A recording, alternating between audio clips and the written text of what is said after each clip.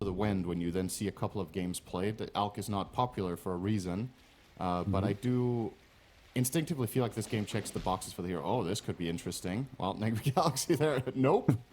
They immediately turn around on that smoke break, as they should. You know what? Nothing to do with it. GH was the one up top, so he gets tipped for stopping the team from getting team wiped. Good job.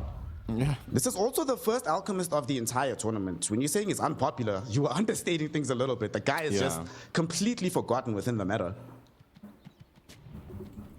It has its games, though.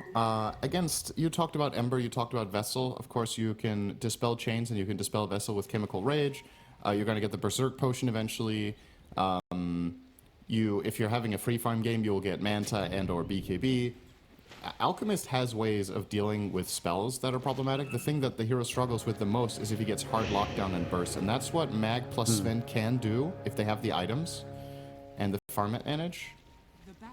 So let's see. Another thing about Alk, I think in this patch, it's very vulnerable in the sense that if it dies a few times, I think you don't get to that old Alchemist point where, okay, you killed him 2 or 3 times in lane, he goes jungle for 20 minutes and he's invincible. I think the pacing of other carries have caught up, which is why Alchemist struggles a lot more to see to see the light of pro play. So if I'm Nigma and I can kill Ami a couple of times in lane or in the early game, that should be the #1 target of the game. Like, let the puck have 0 deaths, let the Pango get a game. If Alk has Alchemist, nothing, though? they don't have damage. Already they're putting pressure onto Noob. And also they got the 3 bounty runes in favor of Xtreme Gaming. So with the Alchemist, that's great. But Paulison, is he going to be first blood top?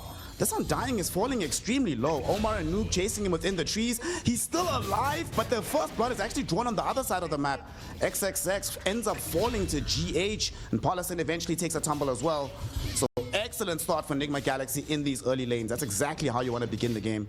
Yeah, and you said it, like, what Extreme is going to show up? Well, this might be first game of the day. This might be a little bit of an early morning syndrome here. Well, I guess in Romania it is like 12:30, so I think that's a pretty bad excuse. But that was 2 surprising kills. Like, Paulison dying level 1 on Undying in this lane, I feel like it's almost a crime. Like, he just went way over aggressive and just got traded into way too hard by Mag and the Willow.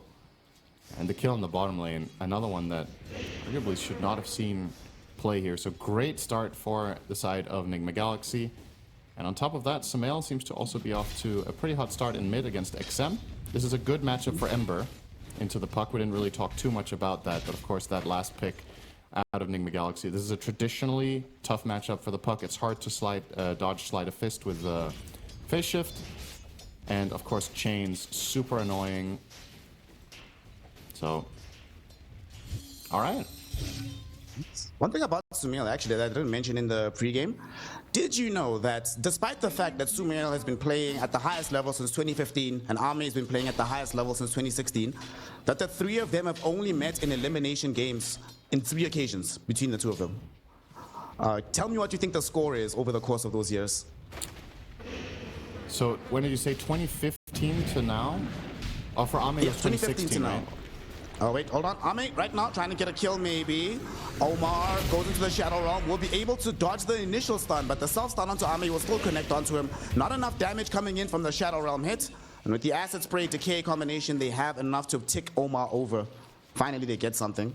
So you said since Ame started playing professionally in 2016, he has faced Sumail in 3 elimination series, and who has won? Yes. I think Ame has won every time. That is true. They eliminated EG at PGL Bucharest 2017, eliminated them in TI 2018, and then took out Nigma Galaxy at Riyadh Masters 2022. So he's got the W every time. Right, and the reason I mean, I can sound as confident as I want. I didn't know, right? But I'm just thinking of, recent years, but overall Sumail's trajectory as a player and the results that he has had. There was no moment that came to mind where I was like, oh yeah, this was the tournament where the team Sumail for absolutely destroyed Chinese Dota, with the exception of 2014 and 2015, right? That was the whole DAC plus TI era where EG was crushing it with Sumail. And then after that, obviously they had some other good results, but yeah, I just didn't remember really seeing him do great against Ame, so unsurprising. But this could be the one. This could be it. Our boys earlier on were talking about MLP's long-held conspiracy theory that a NA team will finally emerge from the ashes. And I do think those days when EG was on top was really good for Dota. They had such amazing rivalries with Chinese teams, good rivalries with some of the European teams, always exciting to see them. Hell, even VP had a small stint where they were griefing and beefing with EG for a long time. Dota is best when all the regions have a good teams. team. At least one good team.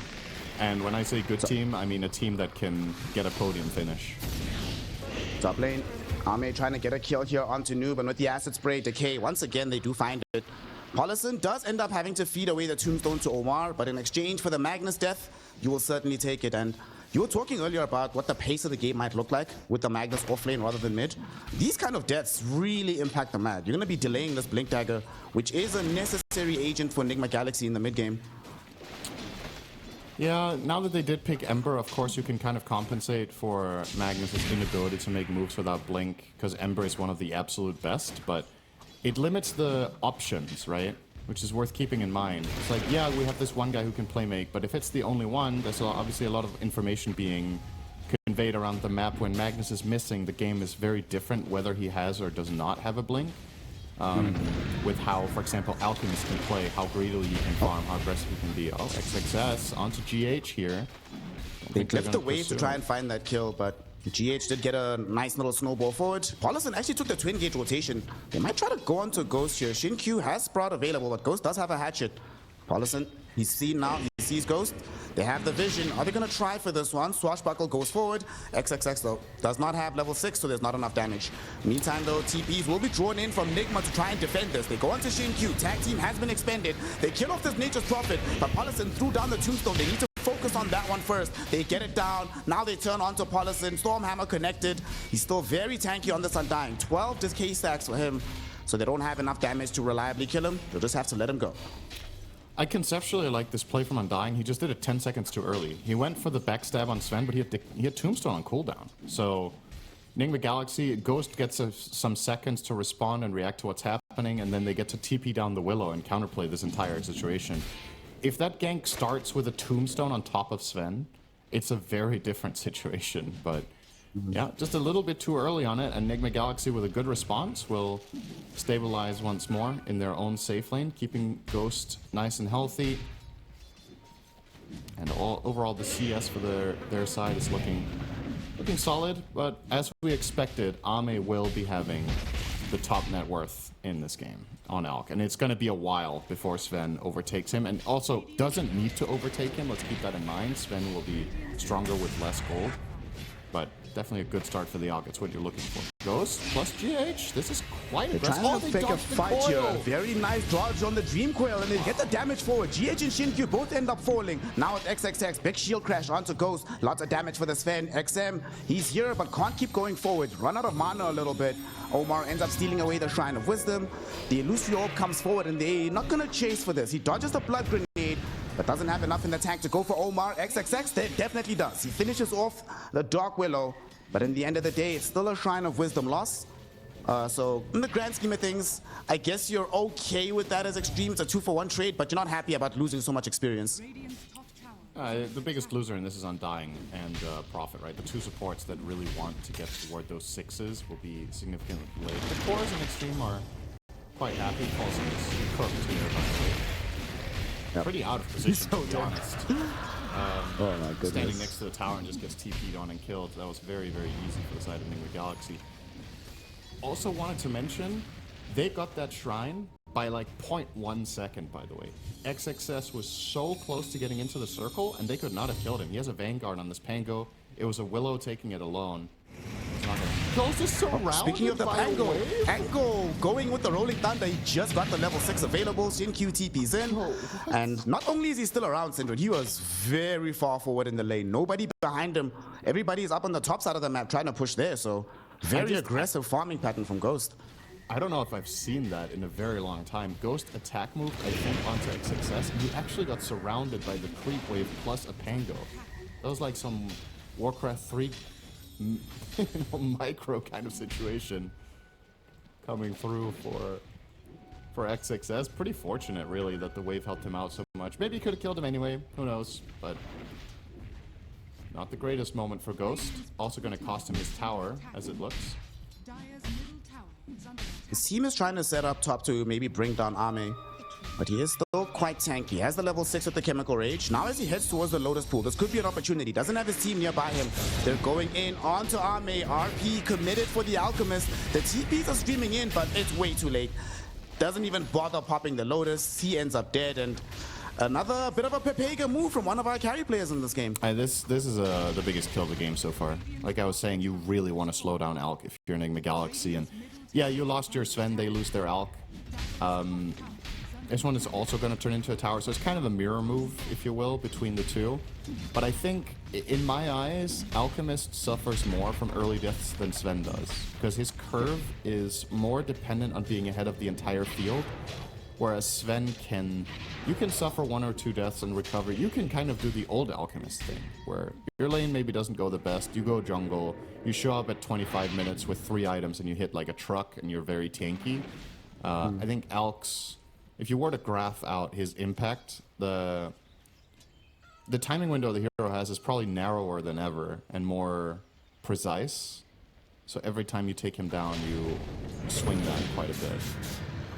XXX being gone on by Sumail, who does have 21 charges, so has more than enough mana for this fight, but XXX, chipped vest, Vanguard, a chainmail. He just got his full blade mail delivered. Yeah, he's not done. And Omar is going to try to hit him with the full Bedlam combination here. And this time he will actually end up taking a tumble. Okay. Yeah, Omar, Vanguard isn't very good bad, against Willow. XXX. I cost us cursed at him. That was my bad. Yeah, you're not gonna survive the full Bedlam plus a little bit of Ember assistance even with a Vanguard. XM with a haste. They're looking for Ghost. This is not a kill they can get us to, but they're gonna try it. I am not a believer drops the in this. tombstone. I don't know about this one, gang. Shin-Q will show up for this one, but the snowball will be there. Unfortunately, it only goes towards Shin-Q. Ghost still being kept alive. Sumail here, ready to run interference. XM, though, final right click. He gets the kill. Does cost Shin-Q's life for now. GH might also follow up as a secondary kill. XM wants his double, he wants it bad, and he is gonna get it. One more right click secures it. Sumail, as he cleans up Polison, means that both supports end up dead. However, they got the carry kill for Xtreme Gaming. The gank pays off in the end. Yeah, that's a good trade. I was saying I didn't believe in the players too, but obviously Profit's gonna join. And then, yeah, that was the little bit of extra damage they needed to get Sven into kill range for XM with the haste rune. And the 2-for-1 trade is definitely good enough. In the meantime, Ame will just keep farming up freely. Probably gonna be like a 13-minute Radiance. Which is a decent enough timing with phase boots and soul ring. Kind of where you want to be at. Maybe a little bit, obviously the 1 death sets him back, but this is still good enough. I'm kind of curious. I want to almost check how fast it's going to be, but I'd be astonished if there's in that many Radiance Alchemists on this patch.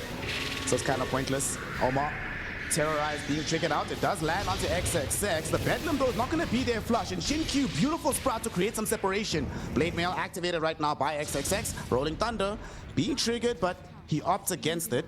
Just happy to have survived the onslaught of damage. He's all okay. Ame, in the meantime, gets a deny on his own safe lane tower. And Noob is upset and kills his courier. An interesting rivalry where everybody's killing each other except the heroes.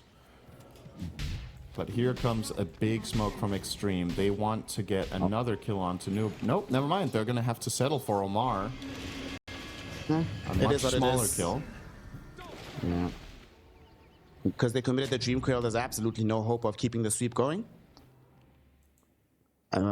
Dude, GH has Blink Dagger already.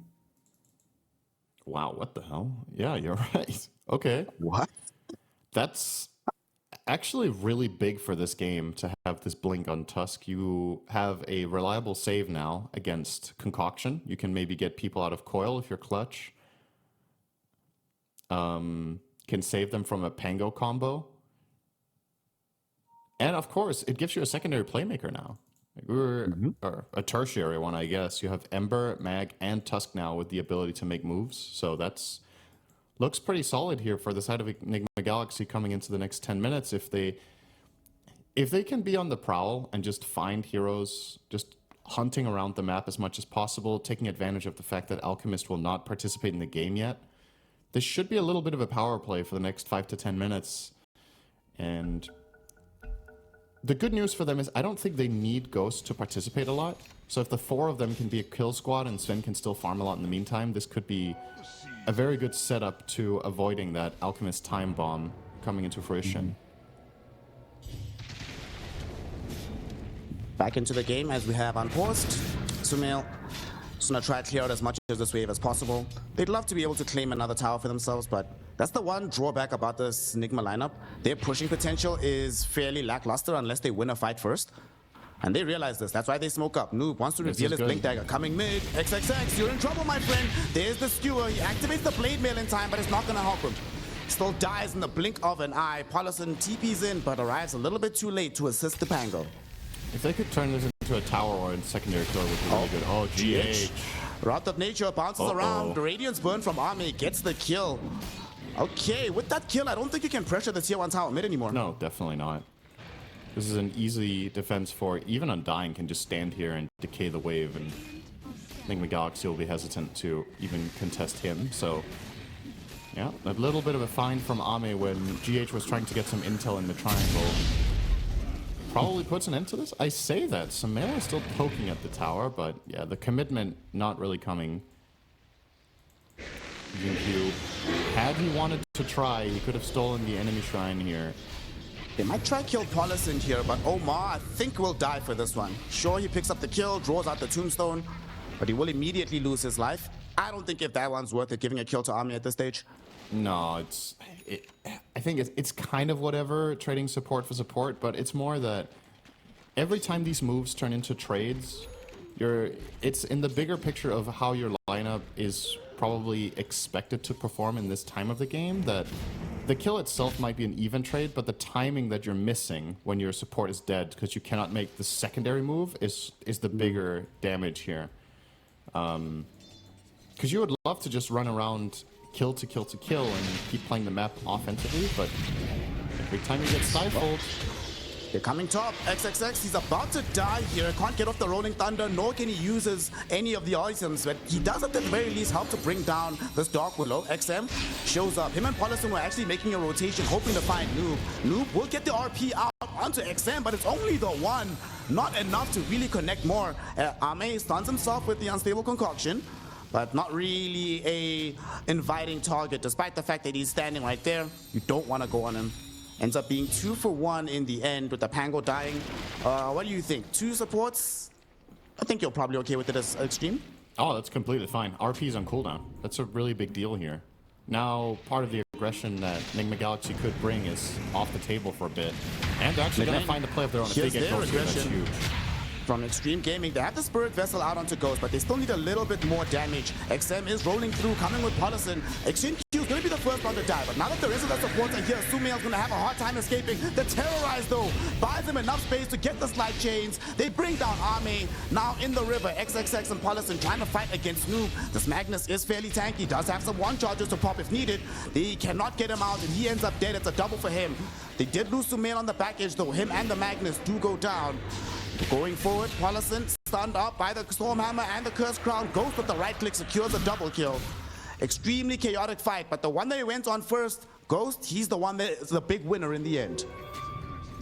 Yeah, not enough damage exactly there between the Pango and the Prophet, and they get punished hard by just a full-on defensive rotation there from the Galaxy. And remember, this was without RP. This is an amazing result for them. Not only do they win the fight without that big ulti, they kill the Alk, and now Sven is only 1,000 behind. This means Sven is ahead. Like, this is good enough. These moments for Xtreme Gaming are so important that they go their way. Either, and if they're a draw, at the very least, Omni needs to live. So taking him out there, a very big deal for Nigma Galaxy. They're weathering the storm quite well. They got 4 kills out of that fight. And the big winner, I think, is the fact that Ghost not only survived, but the amount of experience he picked up. My man is level 14 right now. So, gonna get that 15 talent with the additional cleave quite soon. Good stuff for the farming pace of the Sven. And of course, extra teamfight damage output. Never bad. No, bro, that's extra camp damage output. Who needs team fighting? Okay, that's right. Never mind. I forgot it's a carry player and therefore they only think about creeps. Oh, Ame has to think about heroes for now because he's been connected onto with those chains. But he does have the chemical rage. Pops it. Gonna be okay for now. They don't really want to overcommit. But now that Ghost is towering up, now they're gonna go in. They stun him up. They're going for Ame. Doesn't have anybody nearby to help him out. He just ends up dead immediately. And at the same time, they lose Paulison here towards the mid lane. This is great stuff from Nigma Galaxy. These Ame deaths are starting to hurt too much. Like, that's just enough. Sven is gonna have higher net worth than Alk hitting into minute 20. We're already at a point now where I heavily favor the side of Nigma Galaxy, because I think these first 20 minutes were going to be so indicative of how this game is most likely to go. Of course, it doesn't mean they're like out of the woods by any means, but my biggest concern for their draft in the game in general, they've overcome that already now. So I'm very optimistic for the rest of the game here for Nigma. My concern, well, we'll talk about my concern for Xtreme Gaming is the fact that XXX went for this Aura style route, so he's not going to be really dishing out that much damage. Alchemist still needs BKB before he can join the fight, so XM, I'm glad he's done this. Immediately going for the Parasma. I think you need like Parasma Ags on this hero for him to supplement the damage output that they kind of lack from the Pangolier. Yeah, and I guess that begs the question, has XXS's build worked out? This Vanguard Blade Mill, has he got his money's worth? Oh, so he's not getting skewered back in front of the tier 1 tower though, so... Well, doesn't help him in that instance. There's going to be a pretty big Dream Coil, but XM realizes there's no way he engages that fight. Paulison's Tombstone is being protected by the Puck and the Wrath of Nature, so they'll be denied getting the bonus gold for Nigma Galaxy, but nonetheless, you get a core kill, get to defend your tower for a little bit longer. You are very happy with this as Nigma. Yep. This is, once again, it's good enough. It doesn't have to be super flashy. It doesn't have to be, you know, overwhelming teamfight wins or anything. You just gotta hold your objectives, get a couple of kills here and there on Alk, and you're good to go. This Dire lineup, looking at their damage breakdown or compensation as you talked about, until Puck really gets there, Alk is such a big portion of their damage. So if he's not exploding in net worth, then yeah, you're entering this awkward stage of the game where I'm not actually sure that Xtreme can reliably kill the heroes that they want to. I think Sumail can play with a lot of confidence. You see him running Kaya Sanj here on the Ember. And of course, the Sven about to finish Echo Saber once again after disassembling into BKB. Right, they will not go for the Tormentor here. XS will stop them in their tracks. They come with XM though. Dream Coil just came back with cooldown. Silence in onto Sumail. There's the Dream Coil, but where's the damage? Rolling Thunder will connect from XXX. And with the Spirit Vessel out, this might be enough to kill off Sumail. Sumail does die to the Lucio. Ghost in the meantime was trying to close down Paulison, looking to bring down the Undying. He succeeds. Tombstone though was deployed before he goes down. And now XXX caught inside some brambles right in front of Ghost. RP onto both him and Ame. They're eating this damage from the Sven. Ame will eventually die. Skewer kills him off from Noob. Q though at the very least able to bring down Omar on the back edge of the fight, and now with the Spirit Vessel out onto Ghost, they need to get the Sven out of here, or they can just kill the Prophet.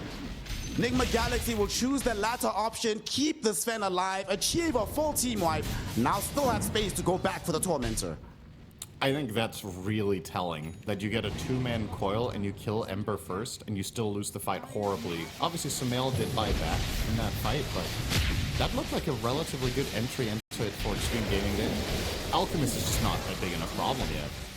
And yeah, you kill the Ember, you have to use a couple of key cooldowns, you run out of damage. These fights they're too drawn out. Nigma Galaxy get way too much value out of their secondary heroes. The supports get to use multiple volleys of spells. The fight just drags out. You find a good RP in the end. And most importantly, Ghost was hitting heroes for 20 seconds straight on Sven. Then Sven wins. You know, like the way you beat this hero is either by killing him first or kiting him or preventing him from finding targets. Not at all a concern there for Ghost. He's got to wail away at RP targets. Somebody gets skewered to him. Nice and easy. I think one of the things that also happened in that fight, looking at the replay, Ame was very late to the fight. He literally arrived just in time to get RP'd. He practically dealt no damage in the engagement. And to make matters worse, he had finished his BKB, but was still being delivered. Wasn't on the hero just yet. Now, GH misclicks. Hits the walrus punch onto a creep, but it will not matter. Paulison will end up dead regardless. And also, that fight was the reveal of both Sven and Magnus BKBs before Alchemist had his in the engagement. Practically made the fight impossible. Crazy to say out loud? Yeah. That Mag had BKB before Alk. But I think that's really, it's an important thing to highlight here because it does show that Xtreme are not playing, how to say, tightly around timings. They defended the Tormentor, and then they kind of force a move when they're so close to a game-changing item in the Alk BKB. They do take the fight before it arrives. And, you know, this is the kind of thing at the top level you really want to avoid, is to fight at a disadvantage that you have control over, right? This was their choice to take this. So, okay, now Nigma's turn to decide for a fight. They smoked just before the other smoke connected, but now they find Paulus or this XM Puck. Puck gets away just for a little bit. XXX creating chaos. They manage to isolate Ghost a little bit, but now he harpoons into the Nature's Prophet, demolishes that hero. XXX gonna be running out of the Rolling Thunder very soon. Needs to be careful here. Dreamquell was sent in onto Ghost. Can they jump him? Ame's finally shown up, but he gets RP'd immediately. Noob is there. RP of his lifetime. Ame's already gone. XXX now realizes that he's all alone here. Nobody around to help him.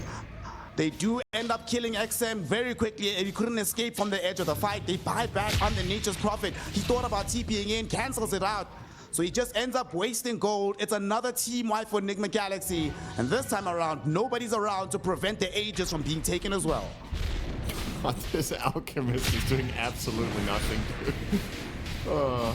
I'm sure there's a lot of people watching that are just, you know, enjoying that part of the game in particular. They just...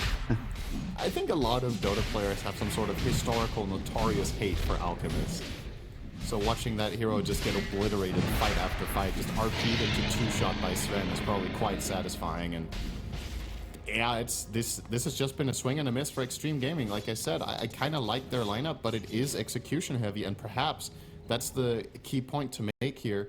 These two teams are in the 1 and 2 bracket in the Swiss, and they have not been playing to the absolute potential of their players. So if you draft a very execution-heavy lineup, as I would argue Xtreme's is, are you going to bring the level of play required to make an Alchemist work in a patch that nobody's playing it?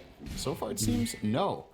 And you're down 9k at 25 minutes with Alk. This is like one of those 80%, 90% in the bag games now for Nigma Galaxy. It's really tough to get out of this hole now on Xtreme. The only thing that'll give Xtreme confidence right now is that Nigma Galaxy did blow an 80% lead yesterday. So maybe you can force some mistakes out of the enemy team. Unfortunately, you are playing with a draft that, like you said, the window for its maximum impact is kind of closed, the initial window. There will be a window later, but that's going to require them to dodge pretty much every fight. Ame needs to get absolutely massive for them to have any hope anymore. But they have so many tools to fight with Cinderin. Ember having a great game, Magnus having a great game, GH having a great game on his Tusk. Hell, this Dark Willow has Guardian Grease, Shard going into a Ghost Scepter, Hex next. Everybody's just uber farmed on Nigma. Yeah, and I think it's worth highlighting that this has been a great game from Noob. This guy gets, I think some of the time, some warranted criticism from the community, and I yesterday did not like his Shaker build in the game that they lost in Game 2. But he's been on the mark this game on Mag. Multiple great RPs, very fast skewer shockwave setups on different heroes in this game, and went out of the lane quite well against Undying. You know, there's a lot of things that just went right for Noob this game, and I think he has the perfect build for the game as well. Blink BKB into Axe. You know, it's just a cookie cutter standard build, but it's the right one. So it doesn't always have to be innovative and crazy as long as you're getting the job done in the game, and he absolutely has so far in this game. I think for me, the MVP of the game, actually, that Magnus. Really, when it matters the most, he's coming in clutch in these fights. Sumail, Paulson's dead. Yep. Eventually. He does have ceaseless dirge, so he will come back immediately. at the very least. But now actually they're going forward. They want to maybe take a fight. Noob finds an RP onto Ame. Ame does have his BKB, but all of the duration taken away by the RP. XXX cannot find the roll onto Noob as he blinks onto the high ground. Yet again, this Magnus putting in the work in favor of Nigma Galaxy. Draws out a BKB, draws out a Rolling Thunder. Just, they get nothing from Xtreme. Yeah, that was pretty close. Ame got in on the Alk, or excuse me, on the Mag before he got BKB off, but GH with a good snowball save, and then Noob gets the reset out. As you mentioned, Xtreme will pop a lot of abilities to try to kill this Mag when they see a moment of opportunity, but it was not good enough with the Tusk save. And yeah, as this all ends, just the one kill on the Undying is what Sumail will claim. It's not a great prize, but it's enough. Alk's first BKB usage, 0 kills to show for it. Well, at least he was allowed to click the button. Previous fights he died before he could do anything, so it's hashtag progress. Sumail. Oh no, Ame's gonna self-stun. This could be a horror show, but they don't want to commit. Terrorize will be out onto Ame with the Bramble Maze as well, but thankfully for him, they don't. I'm actually surprised they didn't commit. Ghost and Noob were literally standing on the Twin Gate. They could have made the port, but they decided to play the safer option. Yeah, I don't mind this. They didn't have God Strength ready. They don't know if Xtreme are there in force, which they absolutely could have been, just 5 heroes in the proximity of Alk making that move. So they just take the safer option, which is getting the top tier 2 tower for free here for Ghost. And they'll clean out the wave, and now, yeah, he's ahead of Alchemist on net worth still. It's a very good look here for Sven.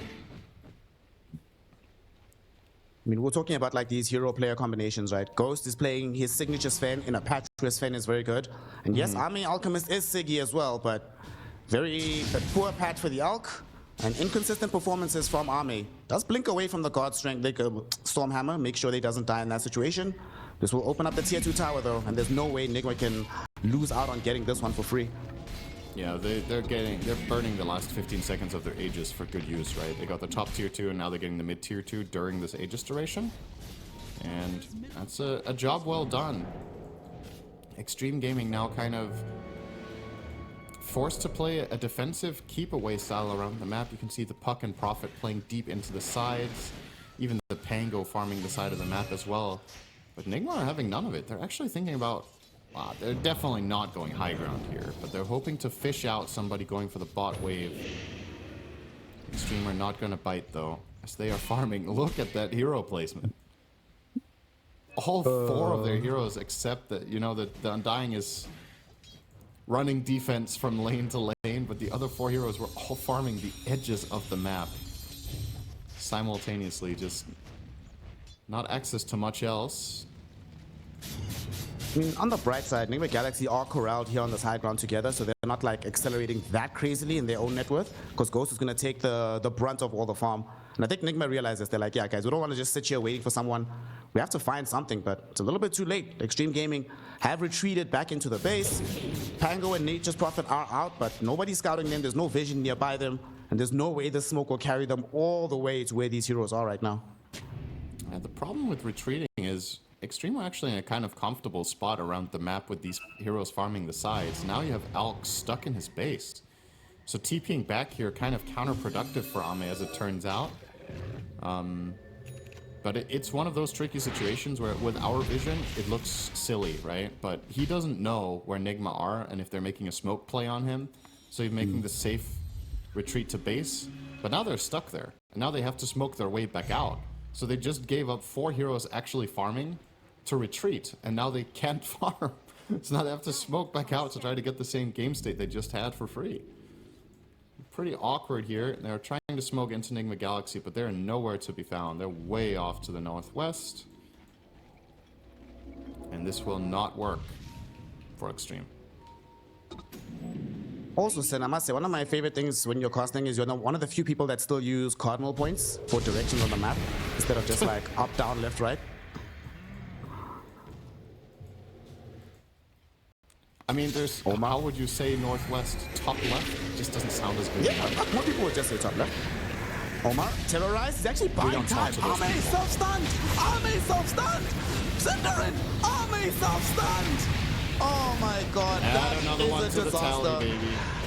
Another Just death another on one. him. Shin-Q is here as well. XXX, can he get out of here? Ghost is absolutely not gonna die. GH might, but he's still alive. Shin-Q, he's gonna be the one to tumble right next to Sumail, burnt away by this Ember Spirit. XXX now held in position, dragged back by Noob. Double kill for Sumail.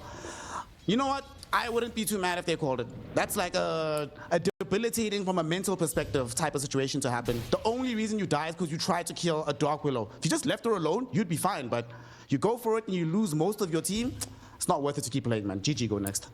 I think regardless of what happens in this game and how well Xtreme do for the rest of the tournament, I think this is a one and done for Alchemist. I think they're just not going to have any faith in the hero. They're just not going to pick it again. And it's a combination of things, right? This has been honestly just a poor performance from Ame compared to the ceiling of him as a player. He just hasn't played well this game. But it's also showing the cracks and the flaws of the hero, right? It's just a couple of things go wrong and the whole game just feels like it's falling apart before you. There's just so much pressure on this individual player to play flawlessly. And at this level and with this kind of opposition, you're just not going to get it for free, you know? Nigma Galaxy, they understand very well how Alchemist works and what they need to do about it. And they've done a great job at making Ame's game miserable. They've worked in tandem with Ame to counter Ame. I think Ame has stunned himself half the times, and Ghost has stunned him the other half, together with Noob. That's good enough. It doesn't take more than just those few deaths, and you know, this hero's just running around the map kind of aimlessly. He's got an inventory that looks okay for 34 minutes, but honestly, Alchemist at this point wants to be 6 slotted.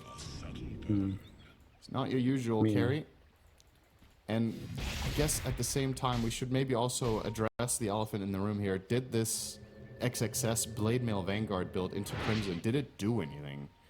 Versus playing higher tempo or more aggressive diffusal kind of style into Sven and Ember, perhaps that could have been an interesting angle.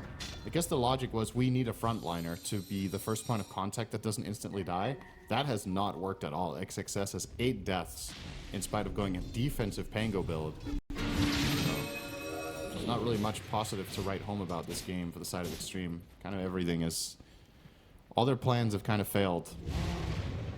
I'm actually curious, can we see the damage numbers that have been done in this game? I want to see just how dire the scenario is. Mid lane, GH almost actually caught up to a burst puck. Damn!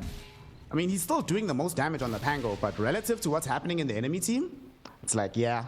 And especially the Alchemist. Alchemist has 15k damage at this stage. Than Magnus. Yeah. Yeah. It's a utility Magnus. That's the not... scary thing as well is the Alk. If you look at the Alk, right, he has 2.3k HP with 28 armor. Sven has 4.3k HP, 15 armor before popping Warcry. That's... even if it's just a heads-up fight, right? Sven is normally favored in that scenario anyway, but Ame just has to run. If he sees the Sven, he just cannot stay in the fight anymore. Yeah, this isn't even close if these two heroes go head-to-head. Sven also has a 4-level advantage and a level 25 talent, so... and a gunpowder gauntlet, are you kidding me? Oof. Well, Gaimin affords a 23% chance for Xtreme Gaming to win this game. I don't. But I've been wrong before. 1 in 4 times to Xtreme really win this game? I don't know, man. It's definitely a tough one to recover. It's not impossible, but there are so many things that need to go right. I will say the good news for Xtreme is it's not easy for Nigma Galaxy to break the high ground, but they're definitely getting this Roshan for free. I don't think Xtreme Gaming have any intention of moving out and contesting that.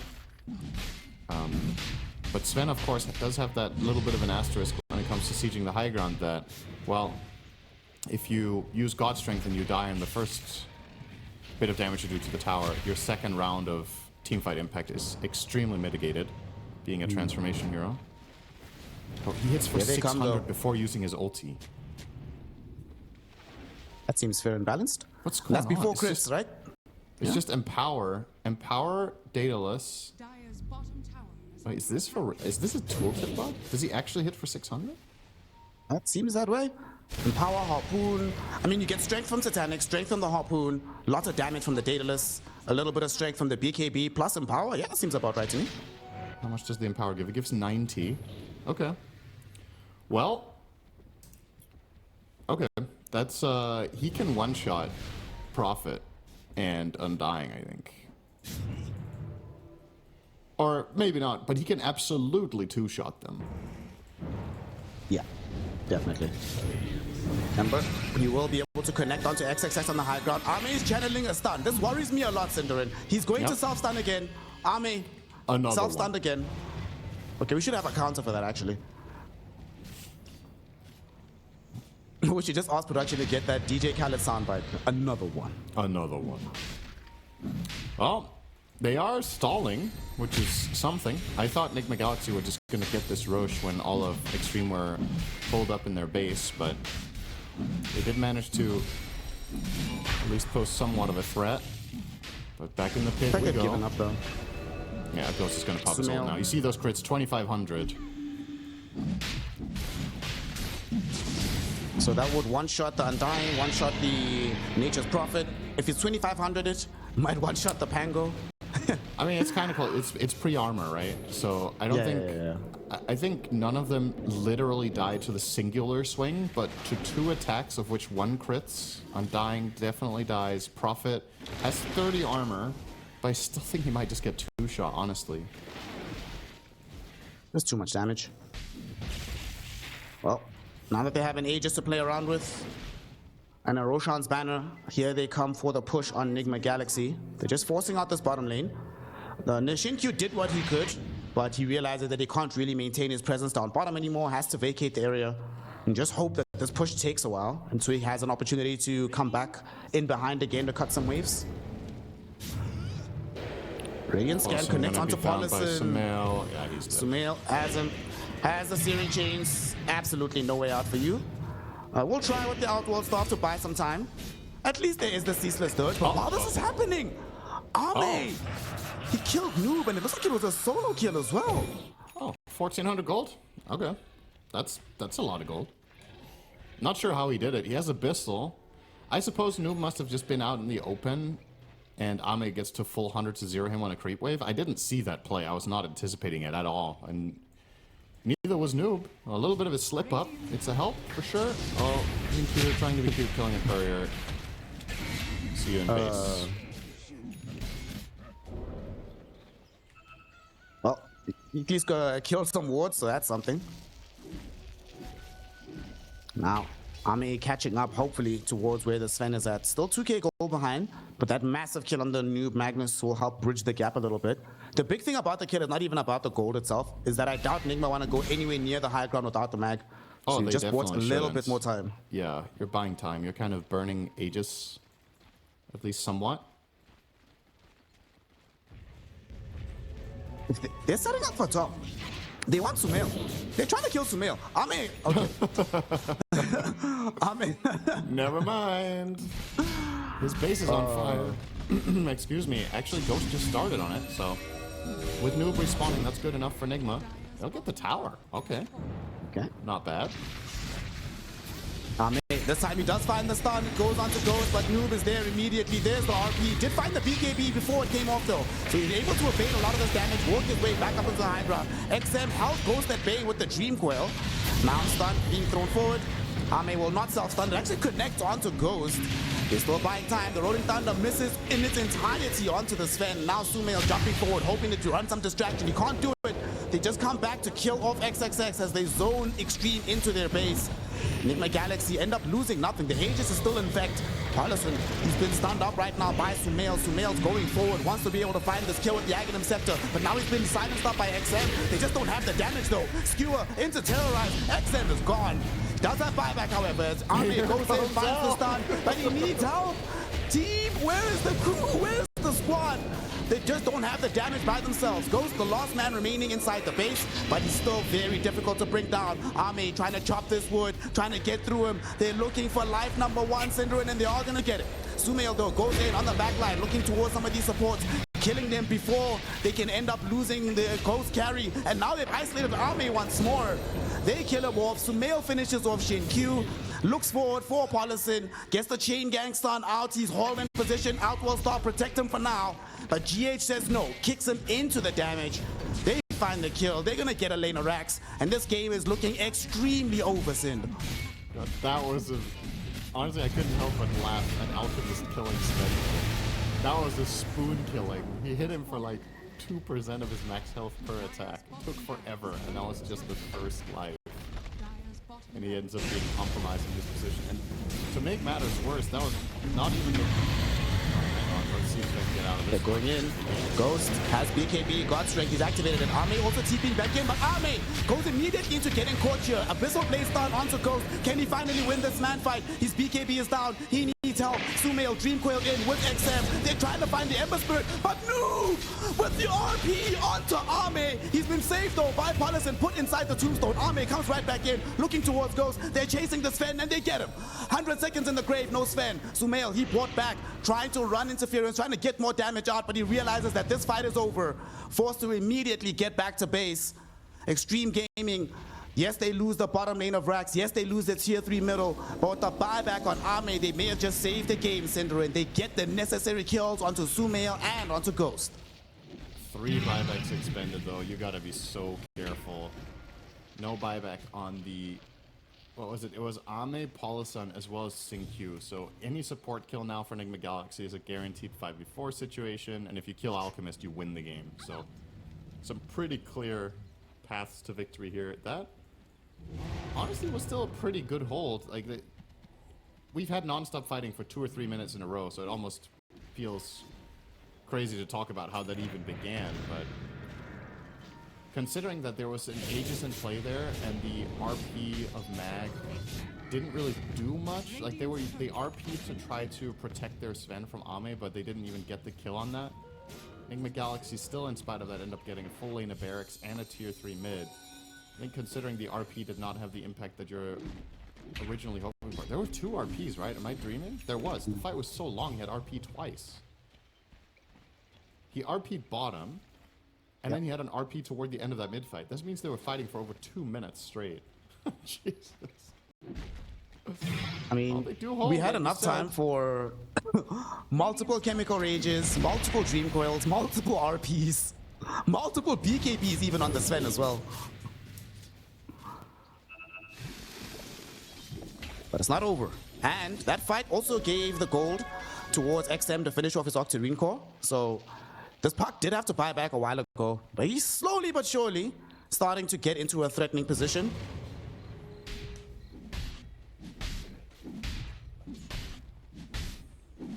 Is he going Aeon Disc next on puck? Yeah, it looks like it. Yeah, he has it ready. Gonna need to assemble it in time, of course. Shouldn't be too difficult. You've got 3,500 health in the Lincolns, so even if you do get RP'd, should be possible in this. I mean, it's definitely not over yet. You know, Puck gets his 25 now. Pango's closing in on getting there as well. One key moment, and Xtreme could still do this. And which it's is kind 45 of minutes crazy. in, You right? have 7 deaths on Alk. Imagine you win a game with 7 deaths on Alk at 40 minutes, and it still is possible. Puck is a formidable late gamer. If that happens, Ami will be like, I told you boys, Alchemist is the hero, guys. I think if Xtreme win this game, it's because XM carries on Puck, not because of the Alk carrying. We're approaching the point where Puck is a better late game hero than Alchemist. It's kind of capping out. Starting to buy Ags on Alk. I guess he will give that over to the Pango? Puck for sure. Puck has Nah, one. I think Puck for sure. Oh, he has one already on Puck. Oh, I see. Yeah, I see. he has one eaten even. Okay. Then definitely Pango. I mean, I guess so. Undying one doesn't really make that much of a difference. Nature's Prophet already has his own one. Mid lane, there's actually a Rolling Thunder. Noob tried to get the skewer into RP back, but Ghost actually able to get the stun onto Ame. Immediately he's entombed though. So he's able to get back. The BKB of Ghost about to finish. He's been sprouted in as well. Do they have the damage for Ame? Trying to drop downward, trying to look for Noob, and Noob is down. Look at the stun as well onto Ghost. Ghost is losing all of his HP, and he ends up dead. Rolling Thunder now connects onto Sumail. He's been stunned by the Abyssal. Silenced up. One more stun. The unstable concoction lands, and his life is forfeit. And that's a dieback on the Ember he brought back for the previous fight. has nothing to return with, and Xtreme Gaming lose absolutely nothing. Paulison keeping Army alive with the Entomb allows them to turn that fight around, and now they're just going to go straight down mid. You see what I'm saying, Snare? Like, my power when it comes to Chinese Dota is unmatched. I go into the series and like, I think Xtreme, they're the favorites. They're going to do well. And then as soon as everything starts going poorly and I lose faith in them winning the game, that's when the magic happens. Like, the secret with China is never get your hopes up and just let the game play. And apparently the harder it gets, the easier it gets, which is ironically the story of this game. We are okay. We're going high ground. I mean, there were a lot of things there that went wrong for Nigma Galaxy, right? You did not get the refresher RP off, so you didn't get the value out of that. The Pango roll set up on Noob at first. They got a great Entomb as well onto the Alp, and most importantly, Sven wasted his entire fight, right? He BKB'd to try to go on the Alchemist, did not have the help of his teammates. There wasn't an RP locking him down. There wasn't the additional damage. He gets entombed. Sven has now burned his entire BKB duration looking at a tombstone, and Xtreme Gaming coil him and take him out. And when Sven dies, the fight is done. Okay, well, that's why the win expectancy graph is the win expectancy graph and not me. That makes sense somehow. 50-50, baby. Can we look at the graph? I want to just see that drop off and how stark it was after that fight. Because, oh my god. We've gone from 80 to 50 in 1 minute. Oh my god. That is an absurd swing of gold. And now it's actually back in Xtreme Gaming's favor. They get the Roche Aegis. That's the first Aegis that they've claimed for the game. They get all the goodies. They have a net worth lead. They've equalized the lanes. And to make matters worse, now this Puck, look how big he's about to get. Arcane Blink is coming soon for XM. He's level 27. He even has a Dezun Blood Rite to make sure that these spells are even more deadly in these fights. Yeah, now it's a very, very different game. We've reached the point now where Sven is starting to cap out, right? So he doesn't convincingly kill Ame anymore in a stun. He doesn't convincingly kill the Puck or even the Pango. Like, they're starting to be tanky enough. Pango has 52 armor and 3.2k health and an Outworld staff to buy a little bit of time plus roll up. So what previously in this game was just, okay, we RP a core and we obliterate them with Sven. It's not that simple anymore. You can't even do it on the Puck because of the disc. And Sven absolutely will not be buying a nullifier. So this disc is going to be a problem for the remainder of the game. I think maybe Sumail could technically buy one, but he's going BKB now after his refresher. Huh. This is, oh, they're going to see this amplify damage rune. I don't know about this one, but let's see what Nigma do. Maybe. Sumail goes forward. He does pop the Shiva's God. Ame starts to trigger the stun. Let's hope it's not like the previous ones. He doesn't have a blink forward, so he's going to self-stun, unfortunately. Let's see if they decide to try and pursue for this one. Bramble Maze around a lot of heroes. Okay, looks like everybody's probably happy to just let this one go. Another problem that they're dealing with, we mentioned this at the end of the draft, that this Tombstone is really difficult for Nigma to deal with overall. And now that he's been utilizing it to save Ame, there's just no way they can kill the Tombstone and still kill Ame afterwards. And he has a level 20 talent, so if you're struggling with dealing with Tombstone, how about two of them? So yeah, that's a good point. Like, I think Paulson should really, in this game, reserve it as a save. Like, it's way more impactful than anything else he can do with it, is to save one hero that gets RP'd, or, of course, if Ame gets jumped by Sven, it's a no-brainer. Sumail? Puck? Should be fine. How are they going to kill this guy? These Yeah. items, To make matters auctioning core, worse, Lincolns, and the disc? They were just hoping to poke the disc out. They can't even do that. they're getting another disc as well onto Paulson. So if maybe you think to yourself the strategy is let's kill off the Undying before he can use the Entomb, that's no longer going to be a possibility once that's finished. Yeah, I like this. This is a good way of dealing with late game Sven. Make sure there's no easy target to one-shot and go from there. Prophet is going Wind Waker, so that will be another save that they don't have a nullify for. I think this is good recognition from Xtreme of the limitations of Nigma's lineup right now in terms of itemization. Not having a nullifier makes certain items incredibly powerful. Honestly, even a Glimmer Cape right now would be crazy good, right? Coil. On to Tusk. Okay, Omar does hex him out on XM, but There's the Entomb. He's chilling. He's all good. Ame Comes back out. No problem. Ame, this is a self-stun. Add another one to the counter. But doesn't really do anything for Nigma Galaxy. They're like, Sumail, he's going forward, you know, throwing these remnants, throwing out these slider fists. And then he looks and he's done no damage. He's like, well, what can we do, boys?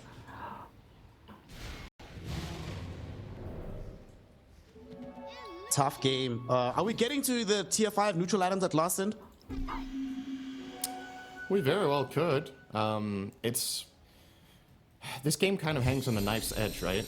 It feels like both teams can get a very explosive fight if things go right and if there's a little bit of a misstep from the opposition, but this game has the potential to end almost immediately within the next 2 minutes, or both teams could could just chill and really go for the ultra late game. This is, of course, one of the things that Alchemist can do. We're talking about him capping out for himself. Well, just keep giving scepters. Gives one over to Prophet now. And that will be Xingqiu finishing his full Wind Waker since he gets the refund on his own eggs. And I believe they all have Aghanims now except Undying. And Ame himself. So there's that one left. But this will, of course, give Ame damage. Giving over these scepters. 54 minutes in. A dead even game. Look at that win probability. Actually 50-50. Perfectly balanced. We could have any result going forward. And like you say, one fight could turn things around. But I do think the longer this goes on, the harder it becomes for Nigma to fight. That thing you mentioned about not being able to burst their targets. The thing with Xtreme is we're at the stage now where they're very happy to take these long, drawn-out, elongated fights. They know the BKB durations are down to 6 seconds, and they're less reliant on these BKBs than Nigma are. On the bright side, though, Sumail is building a brand new 9-second BKB. One of the items that can be super solid in the late game. Mid-game, they might want to try and go on to XM here. Terrorize coming out, maybe Sumail? no, but Sumail, he gets stunned up first. They don't want to keep the pursuit directly on top of him, though. Ame didn't want to commit the full Abyssal Blade, but now the Dream Coil onto 3, XXX, trying to bounce them out of the stun, but there's going to be GH, the saving snowball to keep them all alive. Noob, he gets the RP only onto Xingqiu, but nothing else really happens. He ends up losing his life on Noob. Ghost now trying to bring down XXX, the Entomb from Polison, saving this Pangolier a little while longer. He does finally die, but he wastes the entire BKB. But Noob with the buyback, RP onto Ame. Ame ends up dead. Polison now has no options for keeping himself in the fight, as Ghost and Sumail have too much damage. They managed to spread the fight in so many different directions, and the buyback from Noob and Omar ends up killing it off. Xtreme Gaming, they lose steam in the end of the engagement, and they end up losing 4. Yeah, just a numbers game, right? They just have more heroes because the buybacks come out from 2 of Nigma's heroes. Now, back the other way we go. Excuse me. This Prophet will buy back for now. Alchemist, of course, has his available. That's the big one that Nigma Galaxy really want to force out. And I was going to say, in this late game situation, I just think Puck is slow. Oh, Polison. Oh, okay. Polison just jumped into the fight, and he just gets himself killed. XM finds the Dream Coil out. Ame trying to get the blink forward. No, Sumail cancels it. So another self-stun on Ame, forced to BKB, but with the Abyssal Blade out onto Sumail, do they have enough to kill him? The E-Blade, oh no, Sumail keeping himself alive with that one. Will get chased by the stun towards where XM is at, as XM trying to fight against the rest of Nigma Galaxy. Does manage to, by some miracle, get himself out to safety. But that was so close. Ame was hoping to get the jump forward onto Ghost, but yet again, Sumail interrupts him. This Alchemist is still having a hard time. I mean, this is just a total disaster for Xtreme, right? They try to make some sort of a next level play where Undying blinks in to die to drop a tombstone so they can buy back Ame and find some key kills. They got nothing. So now Alk's buyback's down, and we're back to the game state that Nigma Galaxy want. It's kill Alk once, win game. And with 2 RPs, with Tusk kickbacks, it just takes one slip up now from Ame and we could just be looking at a game over. The good news for the side of Xtreme is just how insanely good of a puck game it is. It feels like XM can do whatever he wants. And I would actually love to see him go heavier into damage. He's queuing up a Mjolnir right now. Honestly, feels like a game you could go Daedalus Rapier in and just carry the game yourself. Like, he has so much freedom in these fights. He's never the target, and if he ever becomes that, He has the disc to cover him. He has the Lincolns to cover him. I don't know. Maybe not ambitious enough on the itemization here on the puck to compensate for the fact that Alchemist is just a shell of his former self as a hero. No, Cinderin. There's another angle to look at this at. He's buying the Mjolnir so he can farm faster for the Daedalus Rapier. He knows that this game is going another 20 minutes, so this is the way he gets into the ultra late game. So what level 30s do we have? Sumail, first one to crack it. 30 on the Ember. Will unlock his 2 slides of fist charges. Not really that important. Not really so much from a damage perspective, but it can be interesting from a juking perspective. Gives him another little bit of a save, and the 58-minute BKB. Now he is going to be a tough cookie to crack as well. Can we agree that no matter which team wins, the mid player deserves the MVP award? I mean, I was looking at Noob earlier, but I do think he's had a couple of slip-ups later in the game when it's been real crunch time and you got to come in extra clutch. Because I liked Magnus's first 30 minutes a lot. But in terms of overall consistency, I don't think it's unfair to look at Sumail versus XM. It's pretty reasonable. I'm just thinking how many times Sumail has forced Arme to self-stun himself. And how many times Ame? Well, if that's the metric, I think Ame is the MVP, because I think he has forced himself to self-stun more times than anyone else in the game. We're gonna have a big fight around the Roshan pit. This is a crucial moment. Sumail breaking the smoke. Nicely done. Yeah. Dreamcoil, though, is thrown in the other direction, so smoke's broken on both sides by the mid players. Roche still waiting. He's about to respawn right now. Neither team can afford to really give him up. And there is a big wave going in through middle. Maybe they want to address this at some point. Can Nature's Prophet just keep sending in creeps? Okay, he's doing it bottom. Just trying to equalize things in that fashion. Now he's here they 25. come again. That's a good point. The Trand HP damage talent can actually be quite a difference maker here. Oh, look where they're going. They're actually all putting back.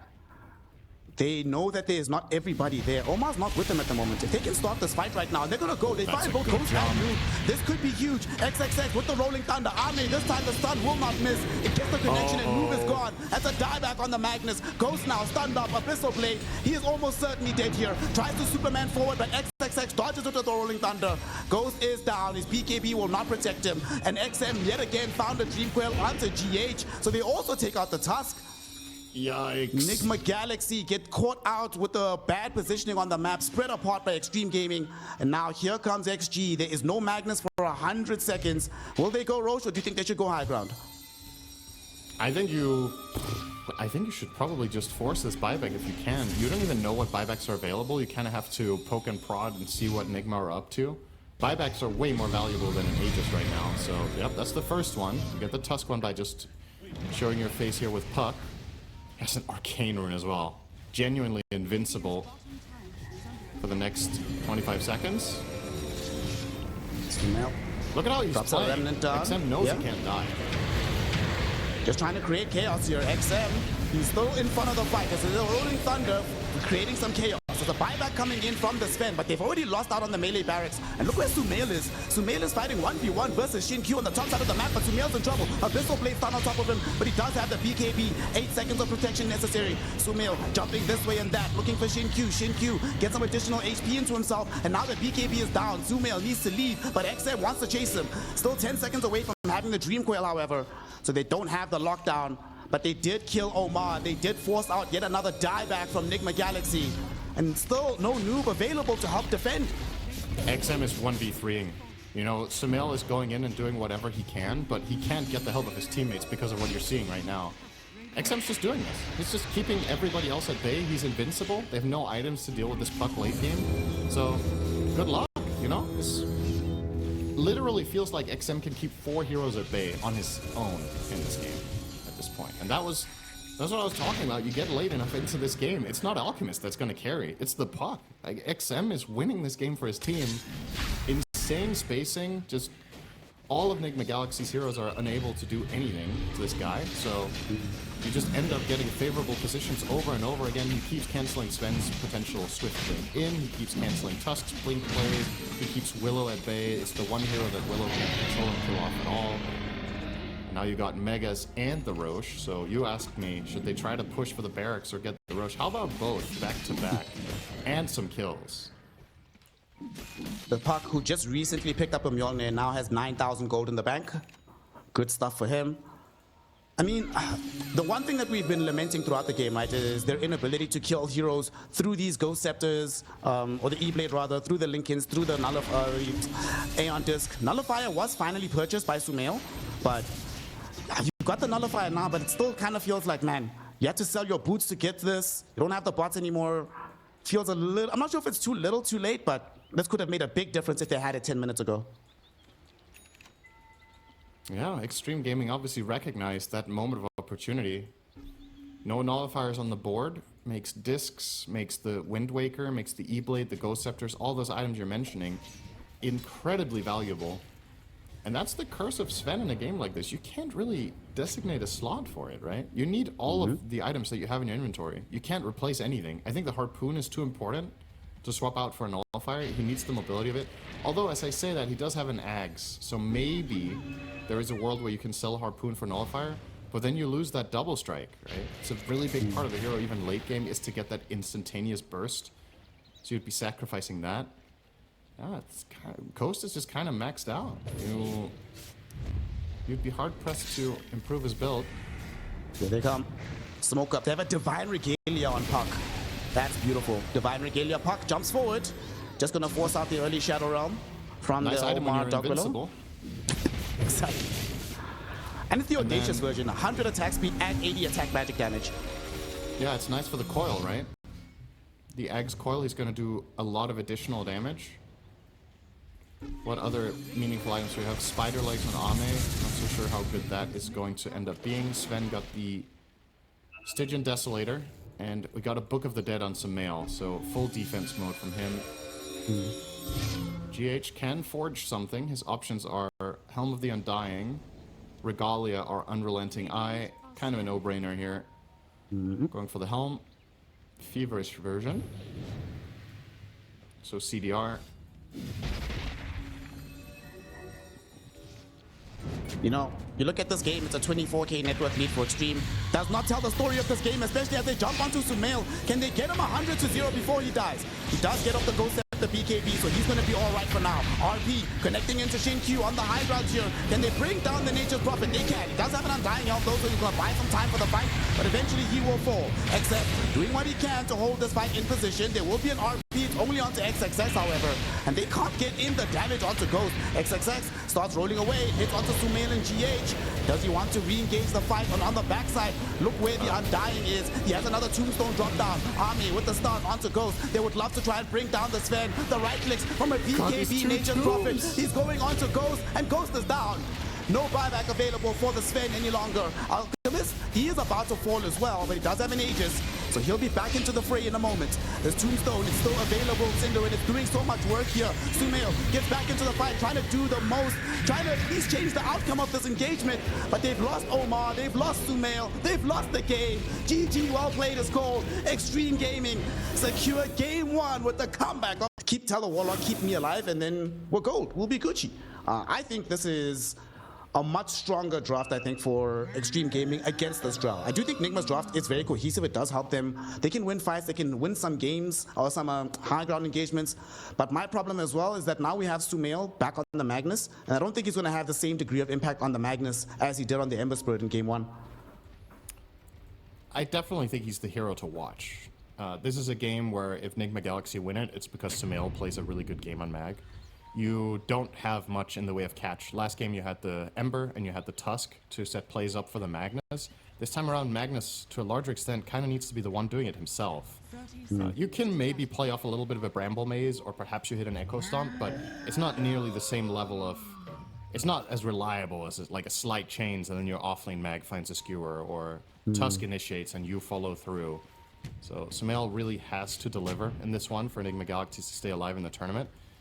That's a lot of pressure to be playing under, but he's been there a lot of times before. He's a good player at playing backs against the wall games. I think one of those players can that do plays it a little in this bit better when there's higher pressure. Yeah. That's an interesting thing to think about, right? When we talk about players that play better under pressure, does anyone actually play better under pressure, or is it just because the other players play worse? And then comparatively, you are better, you know? I think it is. There are, like, let's say, my quintessential example of this is Resolution, right? Resolution not playing at TI. I spoke to him about this, so I'm not flaming him, but he says he's not really a good player if he's not in a TI, high-stakes environment.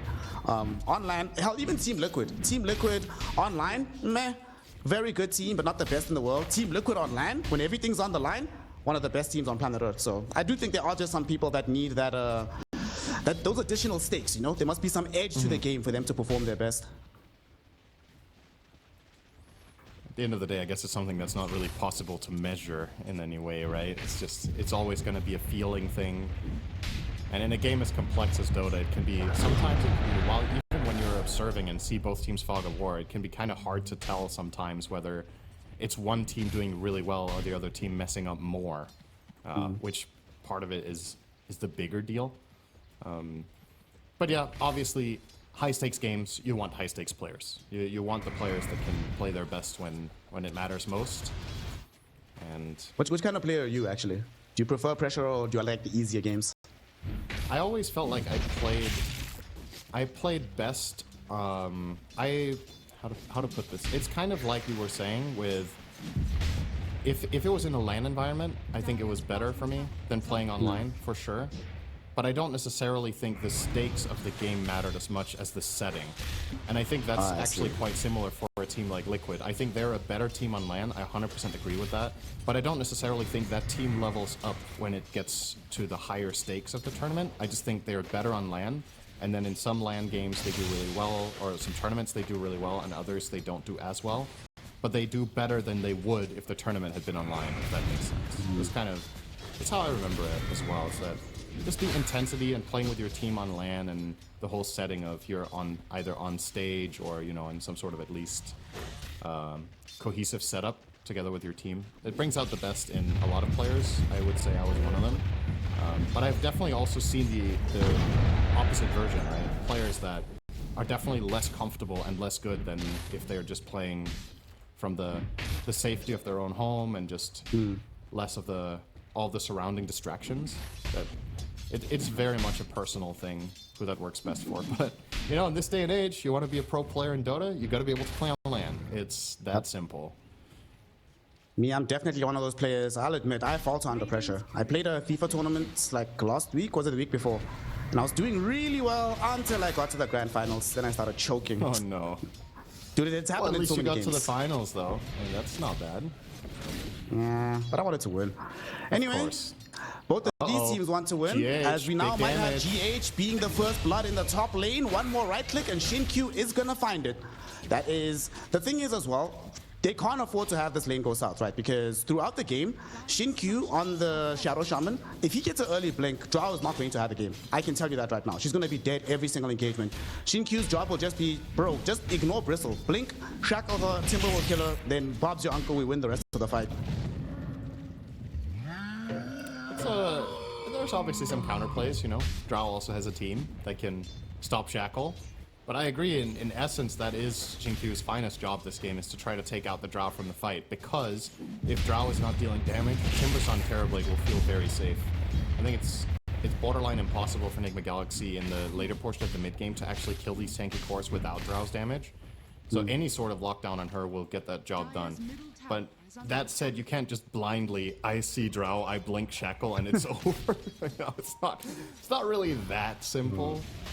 But when the fight develops, he is absolutely focusing on Ghost as much as possible with Shin-Q. Uh-oh, GH. I don't know if this is a good angle. Let's see here. Will eat the Whirling Death. Gets shackled up as well. Timber chain through. Okay, but he has enough HP that he should be fine. He does have those raindrops, so he's okay. He's chilling. Also, where did Primal Beast go? Like, we see this is his third game of this tournament in its entirety. What happened to this hero? Felt like he just completely dropped off the meta and was not just like not picked here or there, was just forgotten about entirely. I actually don't know. I think this hero still has a place in a lot of games. it could be one of those things where the way the meta develops and what heroes become popular, even if you don't get nerfed, if the meta shifts in a direction that's just more bad matchups for Primal, it's going to be harder to find a place for it in the draft. That doesn't mean the hero's bad, it just means you need the right game for it. That's probably the main thing, honestly. Like, there hasn't been like macro changes to the game that would change Primal's impact. I don't think the pace of the game in general doesn't suit him, or the playstyle of the patch. So it is probably just a hero-to-hero matchup kind of thing, where the other heroes that are being run mid, the heroes... Like, think about it, mid lane, what heroes are trending right now? It's a lot of spirit heroes that are elusive. They're tough to kill for you. All the Embers, the Void Spirits, the Pucks. Top lane, they're going on to Ghost. There's the Shackles. XXS leading onto him. Has Timber Chain in 1 second. Does get gusted for now. And with Omar showing up, they can't really keep this going as they have enough damage to quickly kill off Xin-Q. So Nigma Galaxy, they strike back hard in the top lane. And that rotation came at the perfect moment. Ghost would have definitely died if they didn't make that move. The question is if Xtreme can take any advantage of this. Obviously now you've forced that rotation from the Willow. You would like to get on top of Bristleback here with the Shadow Shaman, who now TP's bottom, but Noob seems quite wary. No, they're coming for him though. Okay, now he's cooked. Yeah, XM is coming through as well. If he goes for another Quill Spray, he's dead. Oh, good read. Trying to TP out. Xin-Q, can't find him. Alright. Beautiful rotation out there. Even Onslaught onto the high ground with XM and they get nothing out of it. Big waste of time. Oh, top. It gets worse, Cinderin, because they're going for XXX, but he just barely Timber Chains. He actually got silenced during the chain, but it was before the Brambles could connect, so he's okay. There's a few spells in the game that interrupt Timber Chain even after you cast it. Gust, not one of them. That's Sumail here as well. They really want to commit for this. Showing intent to take the Wisdom, and Xtreme will just trade away for the enemy team's side of the map. So 1 for 1. GH on top of this shares it with Omar, and that means all 4 supports get a nice injection of experience here. Oh, by the way, the one doing some serious tower damage down bottom as well. They will glyph top. Perhaps Xtreme can take and defend? I think so. Let's see. I think they're just going to win this tower exchange. Siege creep advantage, a big deal. Nice. They're actually going to try and make a play middle. First pulverize of the game onto Sumail. Gonna try an RP, not gonna be able to get it off though. And Paulison wasn't able to find a Shadow Word. There's the RP, but it's missed. Sumail. Oh, that's tragic for that to be your first RP of the game. They might have been able to get a skewer back to the tower and get a kill. Now Xin-Q, he's shown up as well, but he did get scouted by Omar. So Sumail gets the heads up, the warning that his life is in peril. I think he should stay alive. Yeah, now Nigma Galaxy are probably gonna slow things down for a little bit, like we talked about. Magnus is a really essential part of their strategy right now. Okay, good stomp from GH. XM is still fine, bro. They can't really do much because of that RP being on cooldown. That's why XM is trying to push the envelope a little bit here. Limit testing successful. Okay, while we have a small lull in the game, I want a quick trivia question. How many records do you think we broke in the last game for this tournament? How many records of which kind? As in, you know, I'll give you one, for example. We had the longest game last game of the entire tournament up until this point. So records of that nature as Xin-Q just quickly catches Drow. Well, that's going to happen a lot throughout the game, so I'm expecting that to not be the last time that he dies like this. To TP out. So that's a double whammy. He has to run back to lane. Okay, I'm not sure I understand your questions. How many records has been broken in this series, or? No, from the last game. As in, last game was a bit of an outlier in the tournament. Top lane. I'll give you more context now as they're going on XXX. He Timber Chains away. He's still alive. Has 4 1 charges. Not going to decide to pop them because he knows his life is most likely taken. And they find him. Well, okay, last game probably might have had, it was the longest game, right? Probably had the highest, did it have the highest CS on a hero? Maybe. Most deaths on Alchemist. That's not fair. There's only 1 Alchemist game, so that's not fair. Yeah, most kills on Alchemist. Most GPM on Alchemist. Most assists on Alchemist. Oh my god. That's a lot of records, man. I could keep going. Most minutes played on Alchemist. Most time spent dead on Alchemist. Most self-stuns on Alchemist. True. Well, that one he might have actually had even if there were 10 games, to be fair. I don't know. I'm not sure where you're going with this. I don't know how many. What we did have, we had the longest game. Yeah. Most deaths on a hero, which was Paulison on his Undying, died 16 times. Really? That was the record? Okay. And then, yeah. Most gold on one hero, being Puck, XM. Most hero damage a minute, Puck, XM. Most damage overall, Puck, XM. Yeah. Crazy that stuff. Makes sense. How much damage did he do? 94,000. 94k. Top lane, XXX in some danger here as he's been RP'd. Draw Ranger gonna be there with the right click damage. And they are able to make sure that the Timber Sword goes down. This is good stuff. In the meantime though, they're also managing to bring in heroes mid to defend against the Sea Dragon wave that's coming in. They're not gonna let this go for free. And there's no mass serpent ward to get some easy damage either. Siege speed. If only Jinq was level 6, this was a 100% gone tower, but might still be able to get this done with Ami's rotation. Will indeed. He pops the meta. Tower. They even get the Hex out onto the Bristleback. Noob might be in some danger. There are some brambles from Omar, but XM couldn't really get close enough. GH with the Echo Storm. They're still all alive though. Nigma Galaxy trying to back off from this. Onslaught going forward with the trample. They're looking towards Omar. Shadow Realm won't protect him from the trample and the blood grenade, so he ends up taking a tumble.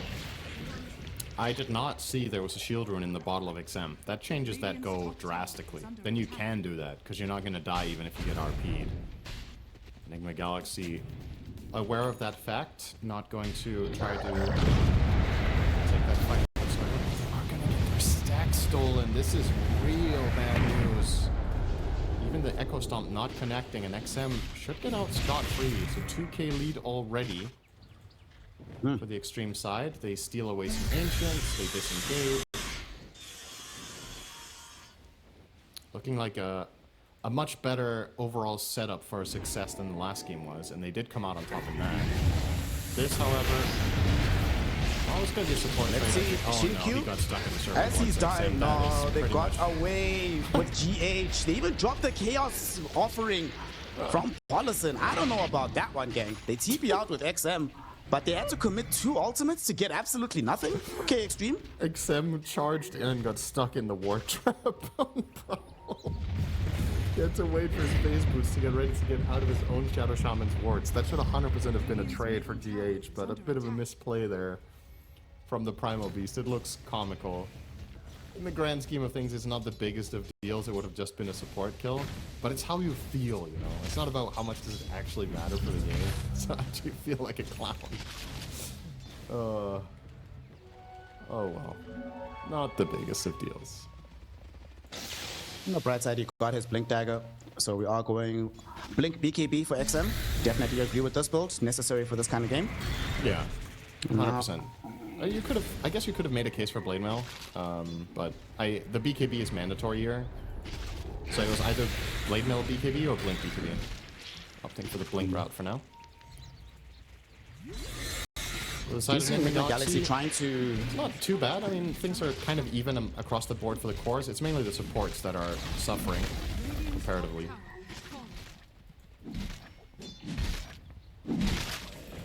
They're actually going to smoke with this Blink Dagger. They want to reveal it somewhere on the map. And they're heading towards bottom, hoping to find a kill and maybe transition that into a Shrine of Wisdom.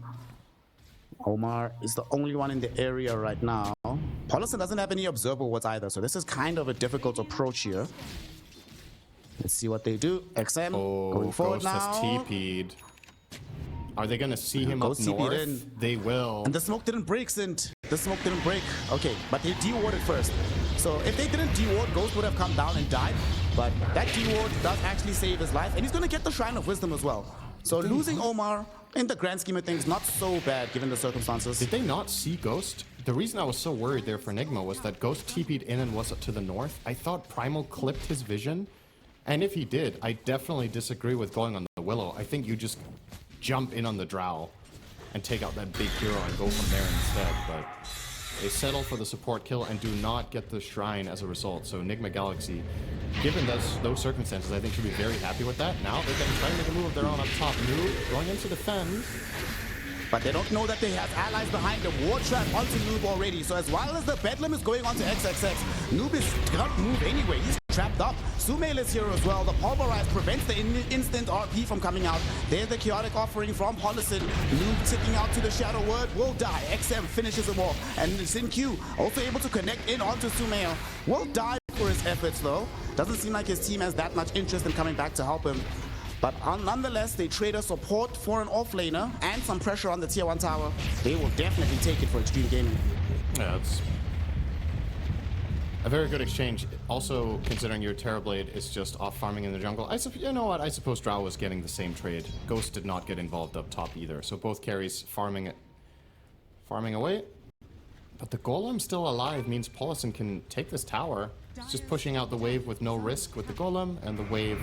Xtreme will just let the creeps do the job. They don't need to risk any heroes here. Sumail pinging Ame. This would be a big move, but he's already out of there with Demon Zeal. Sumail is going for a straight Aghanim Scepter after the Blink Dagger. So wants to get that Horn Toss ASAP. It's like you said earlier, right? He recognizes that he is pretty much the only engine of initiation. So you need as many tools in your kit to make that happen as possible. As we do have Dark Willow about to die. Good Echo Stomp. No, Echo Stomp. Very nicely done by GH. Actually, I haven't thought about this neutral item since it came out, just how good this is on Primal Beast.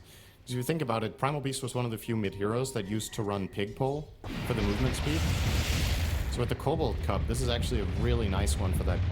Here you get the 10% move speed, you put Quickened on it for 15 additional flat. Pretty nice. Both teams smoking up. Looks like we're going to be fighting bottom Sint. This move has to work for Nigma Galaxy. It has to work. If they lose this fight, they're in big trouble in this game. Trying to get the wraparound. Xingqiu, Omar break each other. Xingqiu faster to... Oh, he actually got... He found the Shadow Realm. He got Shadow Realm after getting next. That's kind of weird. Sumail does get the skewer in onto Xingqiu as well. And witchcraft indeed.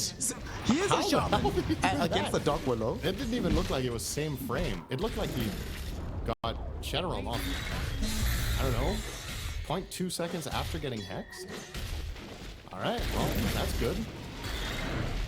I'm gonna see a replay of it. I need to see this on stream, actually.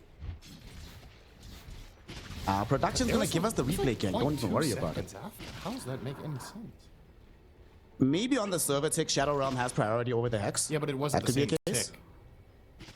He was hexed for just at least a couple of ticks before he went into Shadow Realm. With no question. Alright, we need our detectives on the case. Bring up the footage. We need to see this again. Well, that's being prepared right now. Nigma Galaxy, they did manage to secure a tier 1 tower down in the bottom lane for that one. So despite only getting a Shadow Shaman kill, ultimately the rotation still proved to be moderately successful. And they didn't commit the RP for it either. So it's still available. Speaking of the RP, Sumail immediately got himself pulverized, but there was the gust to cancel it out. And now the RP comes in onto XM. Polison tried with the chaotic offering, and now look at the damage from XXX. Early reveal on the BKB of the Timber Soul. They've already brought down Omar. Sumail, of course, gonna follow him into the grave. But now the BKB is done. XXX is vulnerable again. He's actually losing HP. The Drow Ranger's beating in onto him, and he might actually end up dead. Ghost finding the kill, making it a 3-for-2 trade. Despite the fact that it started so well for Xtreme, they did not account for the damage output of this Drow Ranger.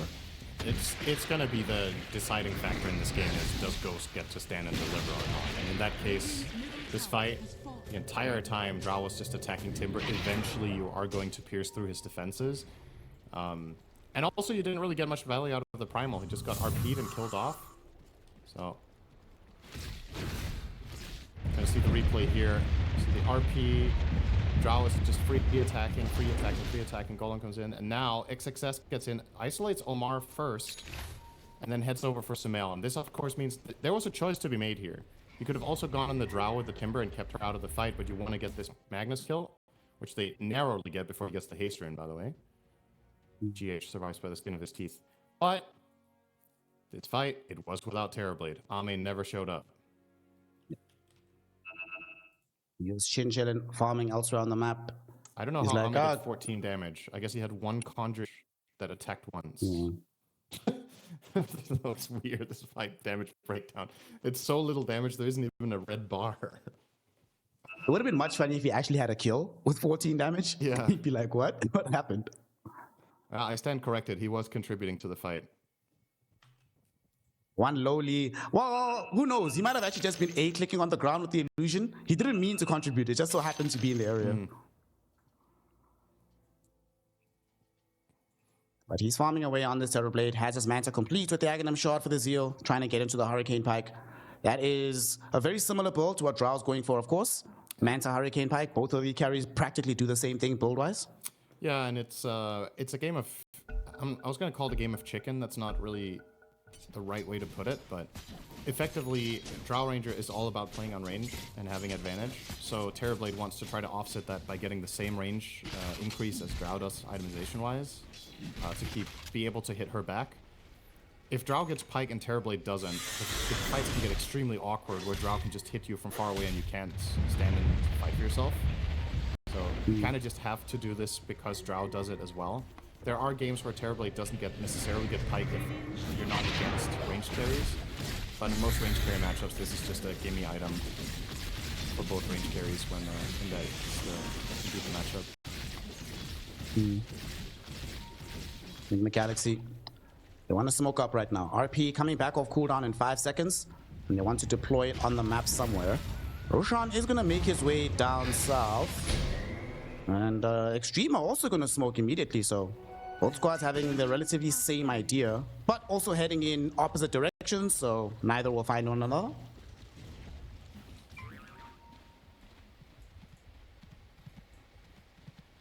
Yeah, we'll start take the Tormentor for now. Tormentor, yeah, and start snotting all over it. And down it goes. GH will get a shower. They could get caught on the backdrop here. This retreat is kind of dangerous. They see Sumail first and foremost. XM has the vision on top of him. This Observer Ward though, it scouts Sumail XM just as his smoke burst. Shin-Q finds the ward trap out onto Noob with a big fatal bonds onto everybody. Drow Ranger on the high ground, she's the big one. And now Ghost needs to get out of here. Ame trying to chase him down. Paulison drops the chaotic offering on his head and Ghost will go down. Omar ended up dead on the other side of the fight as well. Brought down by XXS. They TP'd out with those who could. But Xtreme Gaming, despite not getting the Aegis, not getting the Aghanim shot either, they still get the big kill on the Drow Ranger. Just like the good old anti-mage meme, I have finished farming. Ame shows up for his first kill of the game. He was 0-0-0 minute 21. But gets that kill and gets himself on the board. And this fight was actually dead on arrival for Nigma Galaxy the moment Sumail blinked right. So he sees that he's getting attacked, he blinks to safety. That of course cuts his team in half, right? He's on the right-hand side and can't reconnect. So every hero on the left is just stranded, and they have to try to get out with TPs. Not able to on 2 of them though, especially the Drow, big kill.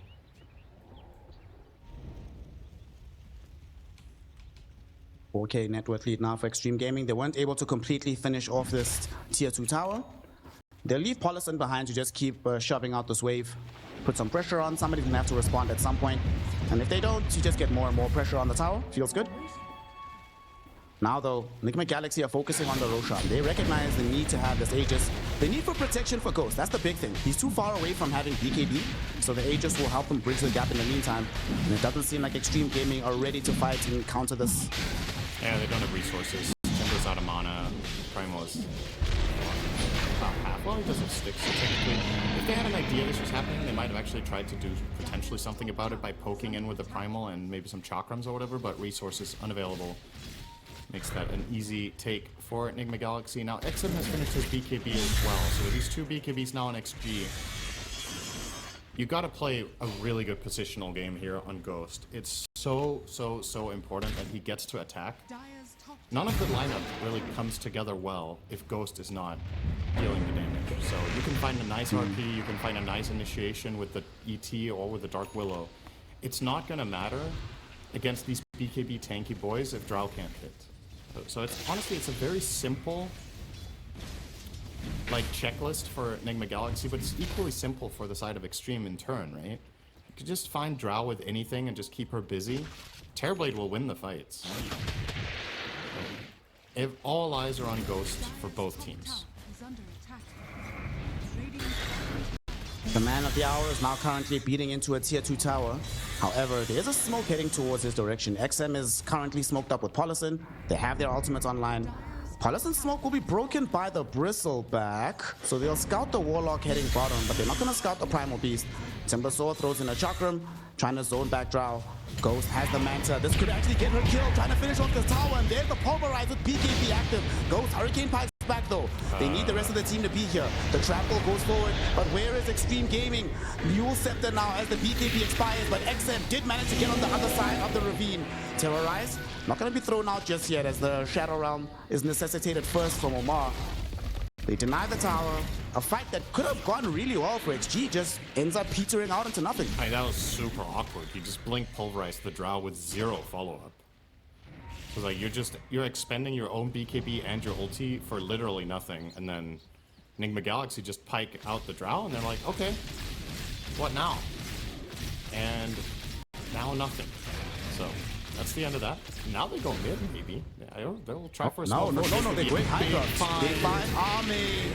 Skew up back. Army tries with the Hurricane Pike. He tries to Manta through the Terrorize, but it's not gonna matter. He gets caught, he gets killed. They do commit the RP to kill him, and XXX is joined the fray. Activates the Aghanim Scepter, going forward, able to kill off Omar at the very least. Will his team be able to help out a little bit more as Noob gets caught in with the wall trap? Polison drops down the Fatal Bonds as well as the Chaotic Offering. Pulverized out onto Noob. Noob almost dies. The Timber Chain's not gonna kill him. It doesn't connect, but he does eventually end up falling. Ghost in the meantime able to clean up XM, but he can't progress easily past these wards. And now Polison trying to put the Chaotic Offerings to Mail, gets the Horn Toss out onto XXS. XXS will not get hit with the Echo Stomp, but Ghost is still on top of him, throwing in these right clicks. Polison there, Fatal Bonds out, dispelled by Ghost with the Manta Style. They need to get the Timber out of here, and they'll make that happen. But they should be able to clean up this Chaotic Offering. So in the grand scheme of things, they lose a lot more on Xtreme Gaming. Very expensive fight for the Radiant side. I mean, that's pretty good for Nigma Galaxy. Not only do you get the Terrorblade to start, the follow-up fight that starts looking dodgy, you get out of there with the majority of the heroes, you only really lose the Bristle. The Willow seems to just be dying every fight to Timbersaw. It's tough. If you want to go in and cast your spells, there's a lot of AoE ground damage that can bother you. There's going to be the Warlock, there's going to be the Timbersaw, of course, and then the Primal Beast. So this is a game where I think it's fine for Omar to die multiple times, as long as he gets his spells off in fights and takes some... Acts a little bit like a lightning rod for the Drow. And it worked out that time, so... And dare I say it, is this going to be another game where the carry isn't Ame? Last game it was the Puck of XM, and this one it seems to be XXS on the Timbersaw that's really the true threat of the fights, right? It's been the Timber doing that damage. This is before he even has the Blink Dagger. He does finish off the Kaya Sanj now. Kaya Sanj, BKB, Aghanim Scepter. Once he gets this Blink, does pose some real issues. I think one of the issues that they've been having is that he's forced to engage the fight using Timber Chain, so there's a little bit of time before he can deal follow-up damage. If he's able to blink in first, blink Whirling Death, Timber Chain in another direction, crazy amount of damage output in like half a second. And he knows he's not gonna die when he has BKB and Ags running. He's invincible. I genuinely believe all 5 heroes of Nigma Galaxy could drop everything on him in BKB Ags and he doesn't die. So, having Blink feels extremely good when you're playing under those circumstances because it's a no-risk play then to just blink in the face of whoever you want. You see the Magnus, you can go on Mag. You see the Drow, you can go on Drow. You just need to break open the fight and allow your teammates to land their spells, and then you can get a nice follow-through. So, it's a very good look for the Timbersaw this game. And if it weren't for this, if XXS hadn't been playing as well as he had, I think Nigma Galaxy would probably be in a pretty good spot in this game. But the Timbersaw has done work. Oh, okay, XM. They didn't want to commit the Terrorize on top of him. So, Polison, though, might not be so lucky as the GH Spirit is going to run right past him. He heads into this little crevice here. Now Echo Stomp is there to cancel out the TP. He is dead. Sauce, buddy, no way out of this one for you. Easy kill for Ghost, who's now... That actually finishes the Aghanim Scepter for the Drow Ranger. That's a big deal to give up, actually.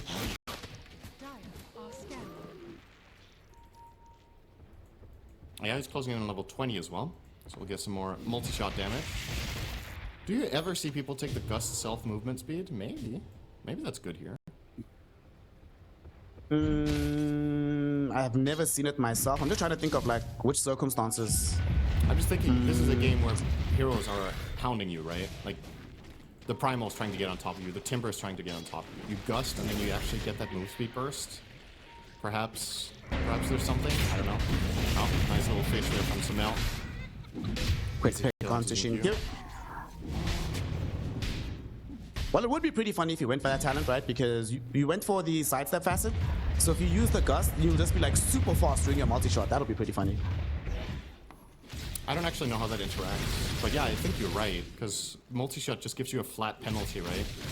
And the gust is or rather, a percentage penalty, but these should counteract each other. So yeah, you might move faster in multi-shot after you've gusted than you would just running around normally without having gusted.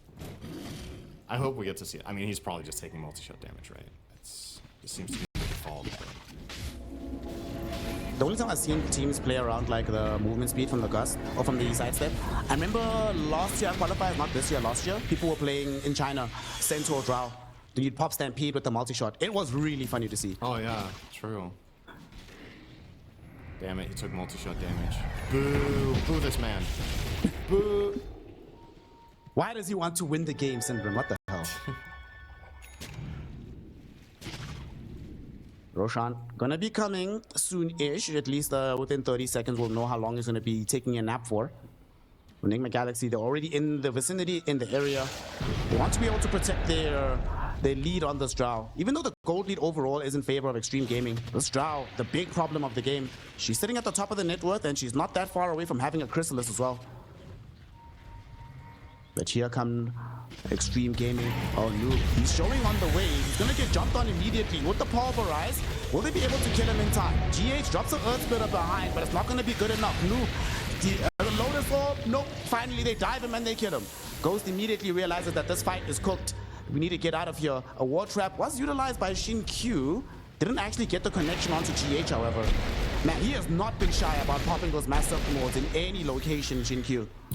I think Noob has to buy BKB this game. I think the hero is too countered to not run that item. Okay, nice, he queued it up now. Because he has to come to the realization that the Timber Saw is eating him, right? And now Primal Beast has eggs, so you're even going to be broken. I think you kind of just can't play the purpose of the hero in fights if you don't have a BKB. And now that you see this unfold, it really begs the question, was this Halberd plus Sanjin Yasha a mistake?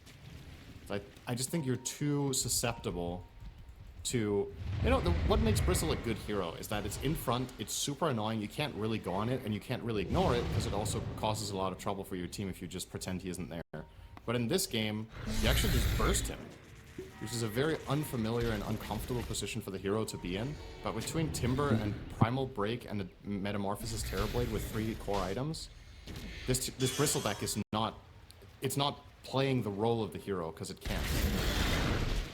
The BKB is the only way to bring you back in this game, and it's so far away. 4K. Seems gonna try to get there with some kills though, as they all smoke up. Let's see where they head to. Sumail is the one that's gonna be leading the charge, trying to find somebody with some initiation. Hasn't really been able to get many catches since picking up the Aghanim Scepter. We'll see who's on the forefront. It's XM. Does have his BKB at the ready though, if need be. Sumail. I mean, this is tough, right? When you see a Primal Beast and a Timber Saw as the first heroes in the fight, these are not very sexy targets. They're gonna go though for the Timber. They're gonna try for it. There's the BKB, there's the Axe, and that's why you don't jump Timber. Isn't it funny? You skewer this guy and all 5 of you run away from him in a 5v1. You just can't do anything. They forced his BKB though. It's not too bad. Nice little fish. But in the meantime, mid-tower under heavy pressure. Serpent wards and all of these fake TBs actually just gonna take it straight up. Wow. That was fast. Yep. Demon Zeal, good ability. Very fine and very fair. Do you remember the old Zeal from Dota? This guy's BKB too. Yeah, he's not gonna get off the RP. Does finally get deployed. BKB not gonna be used. XM. He did not BKB. They even dropped a chaotic offering and he still ends up dead. That should lead to Roshan for Nigma. Bit of a breather. Yeah, the big reward here. Rosh is gonna roar. Xtreme probably uninterested in trying to take this fight. I honestly think if Timber had BKB, he might just go for this. But He can't. So they will grab an Aegis again for Ghost. Second Roche now for Nigma in a game that they, for the most part, have just been losing by the minute. In terms of net worth, efficiency, overall flow of the game, it hasn't really felt like they've been ahead at any point. At the very least, they've got both Aegises. See if they can use this to their advantage. Another 50-50 win expectancy situation will finally go slightly in their favor now with that Roche kill. But indeed a very even game. This Timber is Shivas now. Oh my god. Shivas, BKB Aghanims, Kai Assange. Oh, nice regular hero. Easy to kill, I guess. Not at all. But Ghost will have the Daedalus soon, so that's certainly going to help with the damage output of Nigma. And despite the fact that they're behind by 6k gold right now, the Drow is keeping pace with the Terrorblade. The Drow matchup whenever is that's why this happening, is you close. feel good. Yeah. The Drow matchup is great, so that's good for the win expectancy, and you have Magnus. Having BKB piercing lockdown is always going to be amazing in the late game, so yeah, it's not too bad. And the biggest thing for me is Noob is actually close to BKB. A moment ago I said he was so far away, but with that kill mid, with some good farming that he got in between, the Roche bounty, all of this has pushed him to almost completing the item that's going to make his hero feel playable in the upcoming fight. He'll have that, he'll have the 20 talent, probably just going to take the health regen as usual, and be a really tough target to bring down all of a sudden inside of Extreme. He's going to play the role of the Timber Saw. Once he has the BKB, he can do something similar, where he can just run in front, pop BKB, and not really be a kill for anyone. But of course, as soon as the BKB ends, he can just get crushed. So you gotta get the most value out of it while you have it. There's that Daedalus for Ghost. Up and available at the moment. Both teams, you can see that Xtreme Gaming were expecting Nigma Galaxy to try and invade and steal the Shrine of Wisdom. It was smoked up, just hanging out on this observer ward for so long. But the fight did not come. For Nigma, they thought a smoke was coming, so they also backed off. So everybody gonna be able to fight normally for the next engagement. But I think Nigma would like to be able to put some damage on the high ground. They still have this Aegis for another 2.5 minutes. And double Siege Wagon bottom. Yeah, we're going bot, baby. Time to make a push. This is what I was talking about going into this game. How are Nigma going to high ground after what happened in game 1? Will they have the confidence? Will they be able to pull it off? They don't seem too phased by what happened first game. We'll try again. Ghost is going to start doing some damage. And stand outside of the tower range with that Hurricane Pike. Put in the damage. It's already at half HP. They can't just let this happen on the side of the stream, but it's happening regardless. Yeah, they do, and you can't reach it right now. They see everything. Ame's not even here. He's trying to backstab on the Terrorblade. Look at him come through right now. BKB up. They were going, but they missed it out. They didn't get onto Ghost, but they still had the right-click damage from the Metamorphosis Terrorblade. They shred through the Drow Ranger. War Trap out onto GH. He can't help Ghost. Ghost is all alone in between all these illusions. Paulison even drops a Chaotic Offering to ensure his death. And they find Ghost. Looking for more Army. They can't cancel out the TP there on GH. Will they be able to get anybody else though? Onslaught forward. XM, he wants somebody. Omar, TP's out in front of their faces. And Noob has too much movement speed. So he gets away. But they took both Aegises. They prevent the high ground push. Cost them a tier 3 tower. But in the grand scheme of things, XG will take that as a trade. Ame probably, yeah, pretty much doubling his hero damage for the entire game with that one fight. 4.5k with a good flank. And this was despite Nigma the entire time having a ward in the enemy base placed by Omar that still hasn't been dewarded, which I think is a little bit criminal. Honestly, when you're defending your tier 3 there, you need to sentry that spot immediately. Like, that does not get to stay there. But even though they had that, the flank play from Ame worked out beautifully. Sumail could not find an RP there. It's kind of impossible with the fragmentation of the fight. Like, the heroes aren't placed in a good way for you to find any sort of meaningful reverse polarity that you can play off of. And of course, as we've already established, well, if Ghost is the target, you can't kill PBRP anyway. So you have to make sure Drow gets to play. Not happening there. And you were correct. That was about a half of the damage that Army has dealt in this entire game. But when it mattered, he showed up at the right time. That flank maneuver was perfect from him, actually. Nice, he overtakes Shadow Shaman with that. Very good. Even as a Daedalus now as a reward for all of his efforts. This guy's actually pretty strong. Daedalus, Manta, Skadi, Hurricane Pike, Falcon Blade, Pyrrhic Cloak. I don't really want to tangle with this Terrorblade anymore.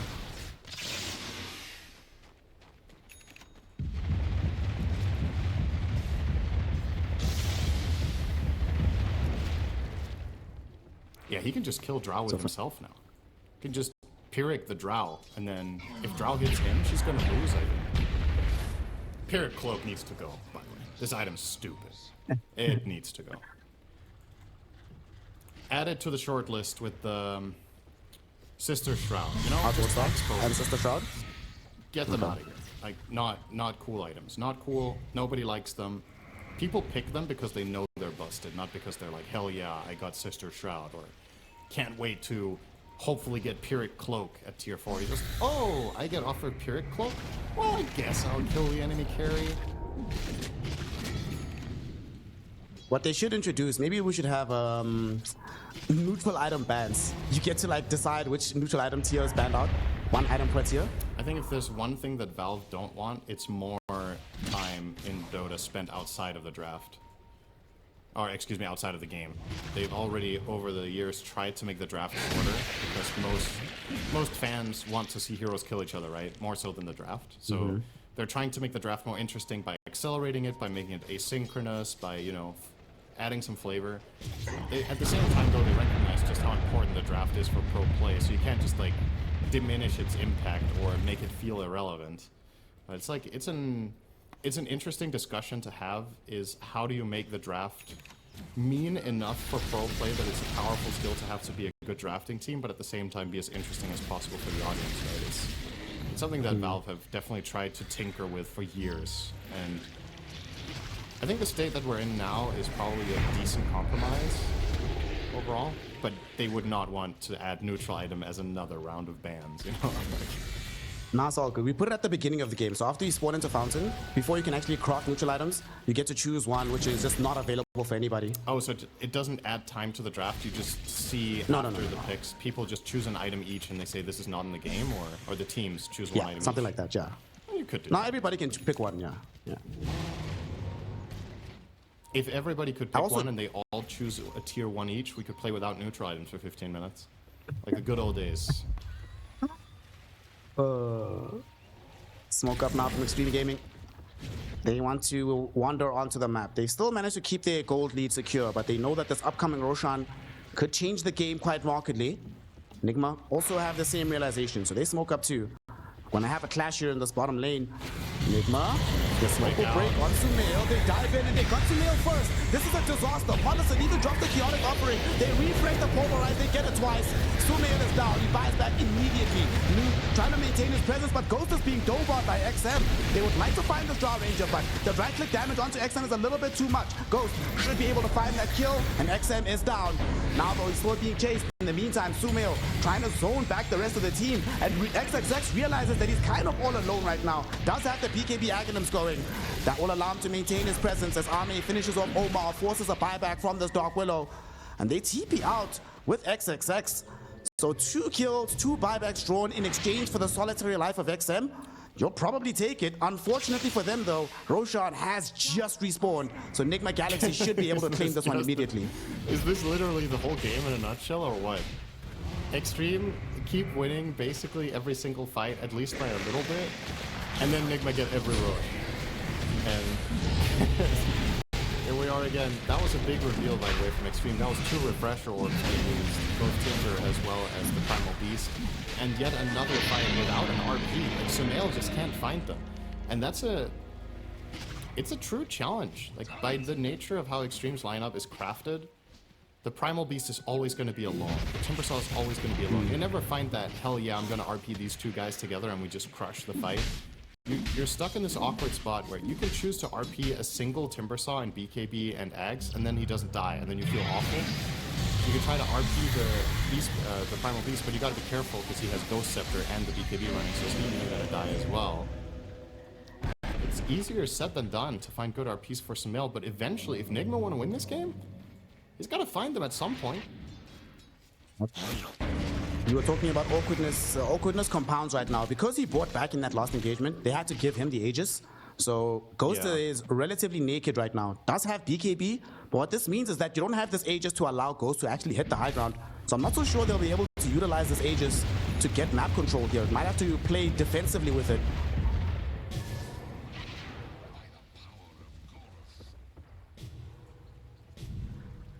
Nigma still 12k gold behind despite having this Aegis. Certainly want to play on their side of the map. And is there one big item that you see coming over the horizon that you feel drastically changes the game state in favor of Nigma? Well, I think theoretically a Magnus Refresher would be huge, but he has the shard for now. So that would have been the big one, but now they got it for free. GH is close to Hex. Could be a game changer. It's kind of crazy, actually, that GH just quietly getting there. Omar is dirt poor this game. He has nothing to work with. The Shaman has an E-Blade. Don't you love that Omar has 2 Roshan's banner in the backpack? That's great. He's the third one to fill out the backpack. Then we'll see what they do with the 5th Rosh that they're going to get this game, of course, as they have with the other 3. It's problematic that I think Nigma just kind of can't use this Aegis offensively, right? It's nice that they take it away from Xtreme, but they can't use it themselves. Because you can't go and hit the high ground with Ghost without Aegis on him, and you're worried about taking a team fight without having Aegis on Sumail with no buyback, so you can just lose the game and get knocked out of the tournament. So it really is this awkward catch-22 of nothing really feels great, but maybe if you could find a fight mid, then you can use the Aegis, just not on the high ground. Xtreme seem to be a bit too wise for that. Sumail. Sumail. Beautiful onto us RP. It catches the Warlock and the Timber Sword. Both of them are still alive for now, but Paulison will eventually die. XXX pops his BKB. Going forward, there's XN as well. With the BKB ready with the Pulverize, but no follow-up. So Sumail able to get back. However, the rock throw connects onto him and Omar. Omar might end up dead, and indeed he does. However, Ghost now just lashing in the damage from afar. But Shin Q has caught him in the war trap. Ghost is in trouble. He has a BKB activate. He needs to get out. Army Hurricane Pipes towards the Drow Ranger, and they beat him down. Sumail now, no BKB available. He dies. Noob is getting eviscerated by Arme. And as Sumail comes back, he BKBs, but he drags the heroes that want to kill him with him. They bring him down. Ghost forced to buyback, so is Noob. But they don't have Sumail. 100 seconds in the grave. No buyback for the Magnets. They cannot deal with the beefy boys, man. Like this, the Timber Saw and the Primal Beast just run in front with 2 back-to-back BKBs. Just 12 seconds that Nigma Galaxy cannot fight. And if Ghost missteps at any point in this Hex, they're screwed. And that's what happened there. Eventually, you are going to get caught by the Shadow Shaman. And that was even with Sumail finding a good 2-man horn toss skewer into RP. They just don't have enough damage to kill the Warlock, so what? The other heroes easily able to stand their ground.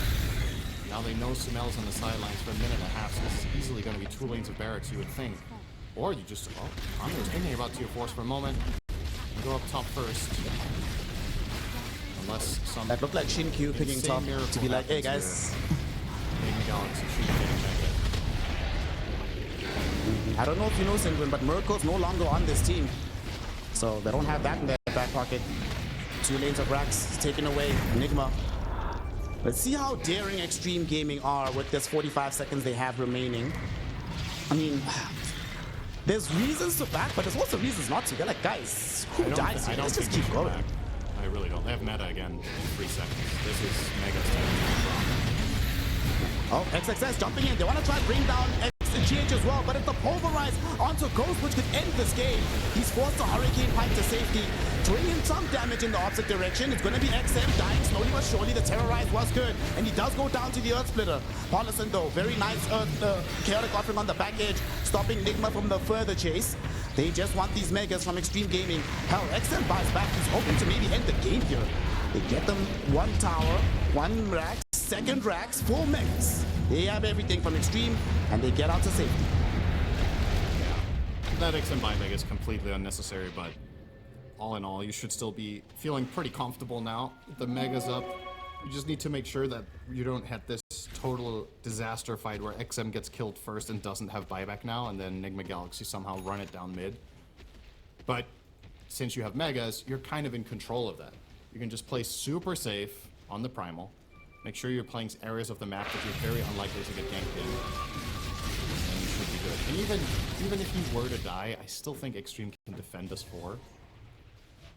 Because it's still dicey for Drow to try to finish this in any way. You get jumped and burst by Shaman plus Timber. You know the Terrorblade has your number if you're at all locked down. This 30k. This is something we spoke about in the draft, man. Yeah. we spoke about it in the draft, like the difficulties that Ghost was going to have escaping from all of this disable. And part of the problem is, you were mentioning how, you know, he has a team around him that can play with him, but it feels like there's just too many problems to deal with, right? You need to be able to lock down the enemy team. You need to be able to delta split away from Primal Timbersaw jumping in. You need to have enough damage to actually kill one of these heroes if you have a meager amount of control, and you need to be able to keep Sumail alive throughout all of this so he can get off all of this control, and he's the only one that can provide it. So if he gets caught first, the fight just ends. I don't know, man. Too many problems, not enough solutions that are coming quickly.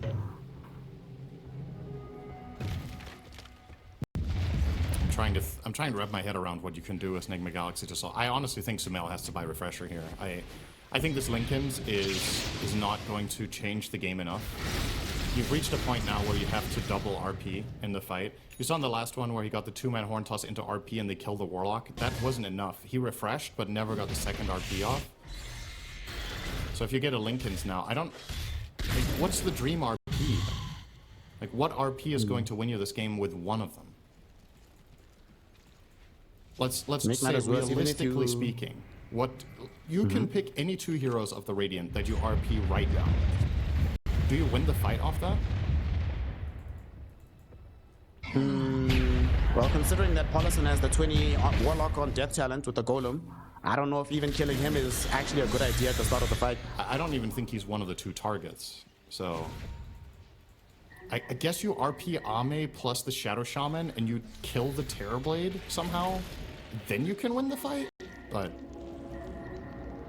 that's a tall order. It's really difficult to find. So more realistically, you're looking at something like RP one guy, into skewer him back, kill him, the enemy team tries to help you refresh and you get another whammy.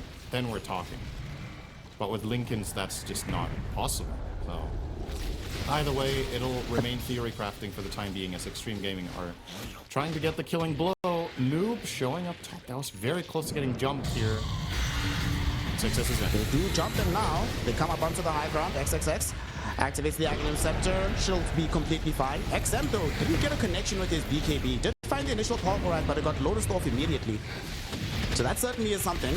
I mean, that's the one reason why they want to have as many Linkins as possible. XM has been putting a lot of pressure with this pulverize, but if I'm XM and I see the enemy team is buying multiple Linkins just to deal with me, I'm also counting that as a win.